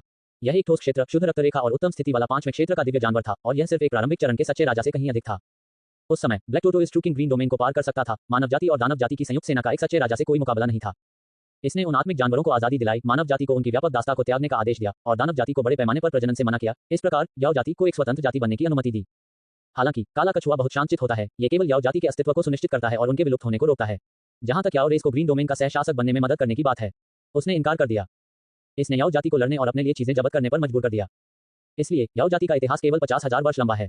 भले ही उनके शैतान राजा की अंतरिम अवधि दशकों या सदियों तक रहे, उन्हें नष्ट होने का डर नहीं है, क्योंकि काला कछुआ उन्हें सुरक्षा जाल प्रदान करते हुए उनका समर्थन करने के लिए मौजूद है। 50,000 वर्ष 5 सच्चे राजाओं के एक साथ एकत्र होने के बराबर है, जो काफी लंबी अवधि है। इतना अधिक कि कई निचले स्तर के याओ रेस के सदस्य काले कछुए के अस्तित्व और 50,000 साल पहले की घटनाओं से अनजान हैं। कुछ संस्कृत याओ जाति के सदस्यों का यह भी मानना था कि मानव जाति याओ जाति से अलग हो गई है। कछुए प्रकार के दिव्य जानवरों के जीवन काल में एक अतिरिक्त बोनस होता है। छठे दायरे तक पहुंचे बिना भी मानव जाति के अनुमानों के आधार पर काले कछुए की जीवनकाल सीमा 1 लाख वर्ष से अधिक हो सकती है। वैसे भी ग्रीन डोमेन में इसकी उपस्थिति को 50,000 साल हो गए हैं और उम्र बढ़ने का कोई संकेत नहीं देखा गया है। आपने मन ही मन सोचा कि याओ भूमि से आपको जो सच्चे राजा की आभा महसूस हुई वह काला कछुआ होना चाहिए। जहां तक उस शैतान राजा की बात है जिसे उन्होंने भाग्य के बल पर अस्तित्व में लाया, उन्हें मानव जाति के सदी के राजाओं की तरह होना चाहिए। सील और नींद दोनों में इस प्रकार आपके 1 लाख ली के दबाव पर प्रतिक्रिया नहीं करनी चाहिए। प्रिंस यांग नियाओ का मूल्य अभी भी बढ़ रहा है, जैसा कि 100 महानों में प्रथम क्यू चाओ से अपेक्षित था। वैसे सी रेस के साथ क्या हो रहा है? उन्होंने 3 सच्चे राजाओं को कैसे तैयार किया, और 3 शैतान राजाओं में से आपने केवल 2 को महसूस किया। ऐसा इसलिए है क्योंकि आपकी मानसिक ऊर्जा ने केवल अधिकांश दानव भूमि को कवर किया था। शेष शैतान राजा दानव भूमि के दूसरे छोटे आधे हिस्से में है। वर्तमान में वापस चौथे क्षेत्र में मानव जाति की पदोन्नति बहुत स्पष्ट है। आपने पहले ही पूरे ग्रीन डोमेन को चौंका दिया है। ये कल्पना की जा सकती है कि एक बार जब विभिन्न जातियों को एहसास हो जाएगा कि क्या हुआ है, तो पूरी तरह से पागलपन, पूरी तरह से भगदड़ मच जाएगी। 2 लाख ली से अधिक दबाव डालने में सक्षम होने का मतलब है कि भविष्य में पृथ्वी सर्वोच्च तक पहुंचने की आशा है, जबकि 300,000 ली का मतलब है कि स्वर्गीय सर्वोच्च तक पहुंचने की आशा है। यदि बेई चिंगुआन के 7 लाख ली ने शामिल दानव को समाप्त नहीं किया होता, तो इससे एक पवित्र युद्ध भी शुरू हो सकता था। मानव जाति के सदी के 2 राजा वर्तमान में जागृत हो रहे हैं। जब यू जियू को कांटेदार दानव सच्चे राजा द्वारा पकड़ लिया गया था, तो 6 या 7 बिंदु लड़ाकू निकाय वाला एक दूसरा क्षेत्र कृषक वास्तव में सदी के राजाओं के लिए कदम उठाने के योग्य नहीं था। हर बार जब वे कार्य करते हैं, तो यह भाग्य की एक बड़ी खपत का प्रतिनिधित्व करता है, जिसका उपयोग केवल महत्वपूर्ण क्षणों में दुश्मन सच्चे राजाओं को नियंत्रित करने के लिए किया जाता है।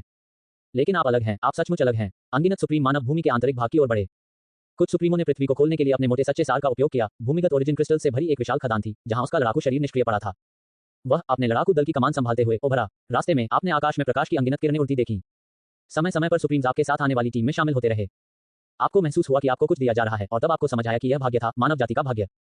लेकिन ये भाग्य को ओवरड्राफ्ट करने का, एक सच्चे राजा को जबरदस्ती खिलाना प्रकार का नहीं था, यह एक सामान्य भाग्य का आशीर्वाद था। चू सुप्रीम से पूछने पर आपको पता चला कि यह गोल्ड स्पिरिट्स आपको ऊर्जा नेटवर्क पर बेतहाशा प्रचारित कर रहे थे, जिससे सभी मानव जाति के सदस्यों को पता चला कि एक भयानक प्रतिभा सुप्रीम बन रही थी, जो चीजों को थोड़ा भी गति देने की उम्मीद कर रही थी। समय बीतता गया और आपको पहले से ही महसूस हुआ कि दानव जाति का सच्चा राजा आपके 600 मिलियन ली के भीतर के क्षेत्र में भाग रहा है, और आप चू सुप्रीम के नेतृत्व में लगातार आगे बढ़ रहे थे। अनगिनत छोटे बिंदु आप पर एकत्रित हुए और इस समय 2 बड़े बिंदु अंततः मानव जाति क्षेत्र में दिखाई दिए। आपने बड़ी राहत की सांस ली, सदी के 2 राजाओं को जगाया गया। एक आपसे 300 मिलियन ली था और दूसरा आपसे 500 मिलियन ली था। वे निश्चित रूप से डायमंड रेस टू किंग की तुलना में तेजी से पहुंचेंगे। फिर एक दूसरा शैतान राजा आपकी 2100 मिलियन ली दबाव सीमा में घुस गया, 2 शैतान राजा आपकी ओर आए, जबकि तीसरा बिना किसी कार्रवाई के दानव भूमि में ही रह गया। फिर भी आप बिल्कुल भी घबराए नहीं। सदी का एक राजा संभवतः 3 शैतान राजाओं को रोक सकता है। 2 लोगों के एक साथ दिखाई देने पर संभवतः कौन आपको नुकसान पहुंचा सकता है। आधे घंटे बाद सूर्यास्त चट्टान, एक घाटी में आप आकाश में मंडरा रहे थे, चुपचाप 2 अरब ली से अधिक दबाव डाल रहे थे। आपने विचार किया था कि सदी के 2 राजा आपको ले जाएंगे और तब तक दौड़ेंगे जब तक स्थिति पूरी नहीं हो जाती, फिर छिपने के लिए एक निचला क्षेत्र ढूंढ लिया जाएगा। लेकिन ये काम नहीं करेगा। कौन जानता था कि आपको 2 अरब ली का ये दबाव कितने समय तक बनाए रखना होगा। क्या होगा यदि सच्चे राजा आपके साथ 1 दर्जन घंटों तक दौड़ते रहे, बिना पुनःपूर्ति के भागने के कारण अपनी पूरी शक्ति से भाग्य को समाप्त कर देते हैं और तुरंत एक क्षेत्र गिरा देते हैं।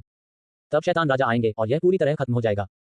पूरी घाटी में 70 से अधिक मानव जाति के सर्वोच्च लोग एकत्र हुए थे, जिनमें कुछ 4th रियलम गोल्ड स्पिरिट्स और जल राजा बहु भी शामिल थे। 1000 से लेकर 10,000 झांग तक की ऊंचाई वाले कई सर्वोच्च लड़ाकू निकाय घाटी के बाहर सुरक्षा करते हुए विशाल देवताओं की तरह खड़े थे। इन सर्वोच्च लड़ाकू निकायों के रूप अलग अलग थे, बिजली के दिग्गज, खूनी विशाल भेड़िए और यहाँ तक कि 6000 झांग लंबा विशाल पेंगुइन भी थे, जो एक निश्चित मां सुप्रीम का लड़ाकू निकाय था। सुप्रीमों की उपस्थिति पहले से ही भयावह थी और सुप्रीमों के ऊपर ये लड़ाकू निकाय थे। लड़ाकू निकायों के विशाल आकार को किसी के लिए भी नजरअंदाज करना असंभव था, फिर भी 2 सामान्य आकृतियां और भी अधिक भयानक थीं। 2 आकृतियां आपके पक्ष की रक्षा कर रही थीं, आपसे थोड़ा नीचे। 2 सदी के राजा, एक अभी भी युवा से अधेड़ उम्र का आदमी लग रहा था, जबकि दूसरा अधेड़ से बुजुर्ग लग रहा था। जियांग ही, जू शुआंगहुआ, उनमें से छोटा पहले से ही 4000 साल पुराना था, जबकि दूसरा लगभग 10,000 साल पुराना था। भले ही सील और नींद ने अपना जीवन काल थोड़ा बढ़ा दिया हो, उनके पास अधिकतम 2000 वर्ष का जीवन काल शेष होगा। ... एक और अध्याय है, शायद आज दोपहर ओमेगा 279, एक चौंकाने वाला जुआ। 2 शताब्दी के राजाओं की मनोवैज्ञानिक आयु, या यूं कहें कि उनके द्वारा जिए गए वास्तविक वर्ष केवल कुछ 100 वर्ष हैं। वे बेइचिंग को छोड़कर उपस्थित सभी सुप्रीमों से छोटे हैं। आप सुप्रीम नहीं हैं, इसलिए आपकी गिनती नहीं है, लेकिन उन दोनों ने क्रमशः 3000 से अधिक और 9000 से अधिक वर्ष निद्रा में बर्बाद कर दिए। वे शक्ति का एक कण भी उपयोग किए बिना सामान्य लोगों की तरह जीने में भी असमर्थ हो गए। 2 सदी के राजा पहले से ही भयानक हैं, सभी सर्वोच्च लोग उन्हें विस्मय और सम्मान से रखते हैं, लेकिन उनके अलावा और भी विशेषज्ञ हैं। वह आप ही होंगे। 1 घंटे से अधिक समय बीत चुका है और आपका 10,000 मील की दूरी तय करने का दबाव अभी भी जारी है। इस समय आप संपूर्ण अज़ूर डोमेन में सबसे प्रमुख उपस्थिति हैं। ईमानदारी से कहूं तो आप उतने घबराए हुए नहीं हैं जितने शुरुआत में थे। वह काला कछुआ याओ राजा नहीं हिला है और केवल 2 शैतान राजा आए हैं। कोई खतरा नहीं है। यून शॉर्ट, जैसे ही आप ऐसा कहते हैं, कुछ बुरा होना निश्चित है। आपके पास 2 शताब्दी राजाओं के साथ बातचीत करने का भी अवकाश है। जियांग ही और जू शुआंगहुआ ने आपके साथ काफी सहजता से बातचीत की। वे प्राचीन कछुए नहीं हैं जो सूखे दिमाग और कठोर पुराने जमाने के रवैये के साथ हजारों वर्षों से जीवित हैं। इसके विपरीत वे दोनों युवा लोग हैं, युवा लोग जिन्होंने हाल ही में सर्वोच्च सफलता हासिल की है। उनके लिए वे हजारों साल गुजरने के कुछ महीने मात्र थे। जियांग ही, अय्या, आखिरकार अब मेरी बारी है कि मैं फिर से बाहर आऊं। क्या आप जानते हैं कि मैंने ये साल कैसे बिताए हैं? ऐसा लगता है जैसे कुछ भी नहीं, मैंने बस अपनी आंखें खोली और बंद की और मैं यहाँ हूँ। जू शुआंगहुआ, दीदी के लिए यह और भी कठिन था। हर शक्ति का सटीक उपयोग करना पड़ा। मेरी पूर्व युवा सुंदरता को बहाल करने के लिए बर्बाद किया गया भाग्य कई अधिपति बना सकता है। आपने उसे सांत्वना दी, ये ठीक है। एजोर डोमेन के लोगों की पसंद अब अजीब है, वे बिल्कुल आपके प्रकार को पसंद करते हैं। सिस्टर जू, आप तीनों एक निश्चित युग के शीर्ष स्तरीय करिश्माई व्यक्ति हैं, सभी युवा मानसिकता वाले हैं। कुछ समय के लिए आप सभी शेखी बघार रहे थे, जिससे अन्य सुप्रीमों को कुछ हद तक खुशी हुई और निराशा हुई। जियांग ही, मैं 280 साल की उम्र में सुप्रीम बन गया। आप, मेरे पास 43 पूर्ण लड़ाकू निकाय है। जियांग ही, नाराज, मैंने 5 छद्म राजाओं और 1 याओ आदरणीय को मार गिराया है। मेरे पास 43 फुल कॉम्बैट बॉडी है। जियांग ही गुस्से में, मैं सदी का राजा हूँ। 43 पूर्ण लड़ाकू निकाय। जू शुआंगहुआ, हर समय अपने पवित्र शरीर के बारे में डींगे हाँकना बंद करें। पुराने समय में मैं एजोर डोमेन का दिल की धड़कन था। आपने कहा, ओह, मैंने 2 अरब मील दबा दिया। 2 अरब मील, और हमें अभी भी आपकी रक्षा करनी है। तारांकन 2। फिर जब मैं आदरणीय स्थिति प्राप्त कर रहा हूं तो मेरे पास 2 शताब्दी के राजा मेरी रक्षा कर रहे हैं। क्या आप करते हैं? जियांग ही, एम। जू शुआंगहुआ, डिग्री। अनौपचारिक बातचीत दुखद रूप से समाप्त हुई। यह महसूस करते हुए कि शैतान राजा केवल दसियों लाख मील दूर था, आपको थोड़ा घबराहट महसूस हुई और स्थिति को बचाने की कोशिश करते हुए अपना गला साफ किया। ओह भाई जियांग, बहन जू, उजले पक्ष को देखो। अगर मैं अच्छा हूं तो हर कोई अच्छा है। एक बार जब मेरी 40 फुल कॉम्बैट बॉडी उड़ान भरती है तो मैं अकेले ही पूरे एजोर डोमेन को पार कर सकता हूं। आपने ईमानदारी से कहा, भले ही मैं उस काले कछुए का मुकाबला नहीं कर सकता, लेकिन दानव रेस निश्चित रूप से अब से एजोर डोमेन के चरण से बाहर निकल सकती है। आपके शब्द एक महीन सुई की तरह थे जो दरार में घुसकर उनके दिलों पर लगे ताले को खोल रही थी। जब मानव जाति का दायरा बढ़ता है और उसकी जनसंख्या और नस्लीय ताकत बढ़ती है तो उस समय भाग्य संभवतः आप दोनों को आम लोगों की तरह सामान्य रूप से रहने और चलने की अनुमति देगा। भाई जियांग, आप स्वतंत्र रूप से यात्रा कर सकते हैं और दर्शनीय स्थल देख सकते हैं। सिस्टर जू, आप भी अपना युवा चेहरा वापस पा सकती हैं और दिलों की धड़कन बन सकती हैं। उन दोनों ने हल्के से सिर हिलाया, फिर उन्होंने एक साथ उसी स्थान की ओर देखा। 10 मिलियन मील, 9.9 मिलियन मील। तुमने दूर तक देखा। एक सामान्य अधिपति के पास ये दृष्टि नहीं होगी, लेकिन आपके पास 40 गुना सार है। एक बहुत बहुत छोटी आकृति, सच्चा राजा, शैतान राजा, पंखों वाला शैतान राजा। इसे दुर्लभ मांस और रक्त के साथ उत्कृष्ट रूप से एक कलाकृति की तरह तैयार किया गया था। इसके कुल द्रव्यमान का 80% से अधिक भाग इसके कंकाल से उत्पन्न हुआ है। इसकी बाहरी त्वचा का रंग गहरा हरा था और इसकी ऊंचाई केवल 1 मीटर थी। ये काया चौथे क्षेत्र के पंखों वाले शैतान से भी छोटी थी। ये सब पांचवें क्षेत्र में अपनी सफलता के बाद पैदा हुई एक विशेष क्षमता के कारण था, जिसे मानव जाति दानव हार्ड बॉडी कहती है। कितना हास्यास्पद नाम है, क्या इसका उच्चारण स्पाइक डेविल किंग के समान नहीं है? जैसा कि नाम से पता चलता है, डेमन हार्ड बॉडी का मतलब है कि यह बहुत कठोर है और इसने विंग डेविल किंग की काया को भी संकुचित कर दिया है। हालांकि इसकी शारीरिक शक्ति 20 गुना बढ़ गई। जब आपको पहली बार इसके बारे में पता चला तो आप चौंक गए। युद्ध शक्ति से 20 गुना, ये पहले से ही आपके पक्ष के 2 शताब्दी राजाओं को दबा सकता है ना?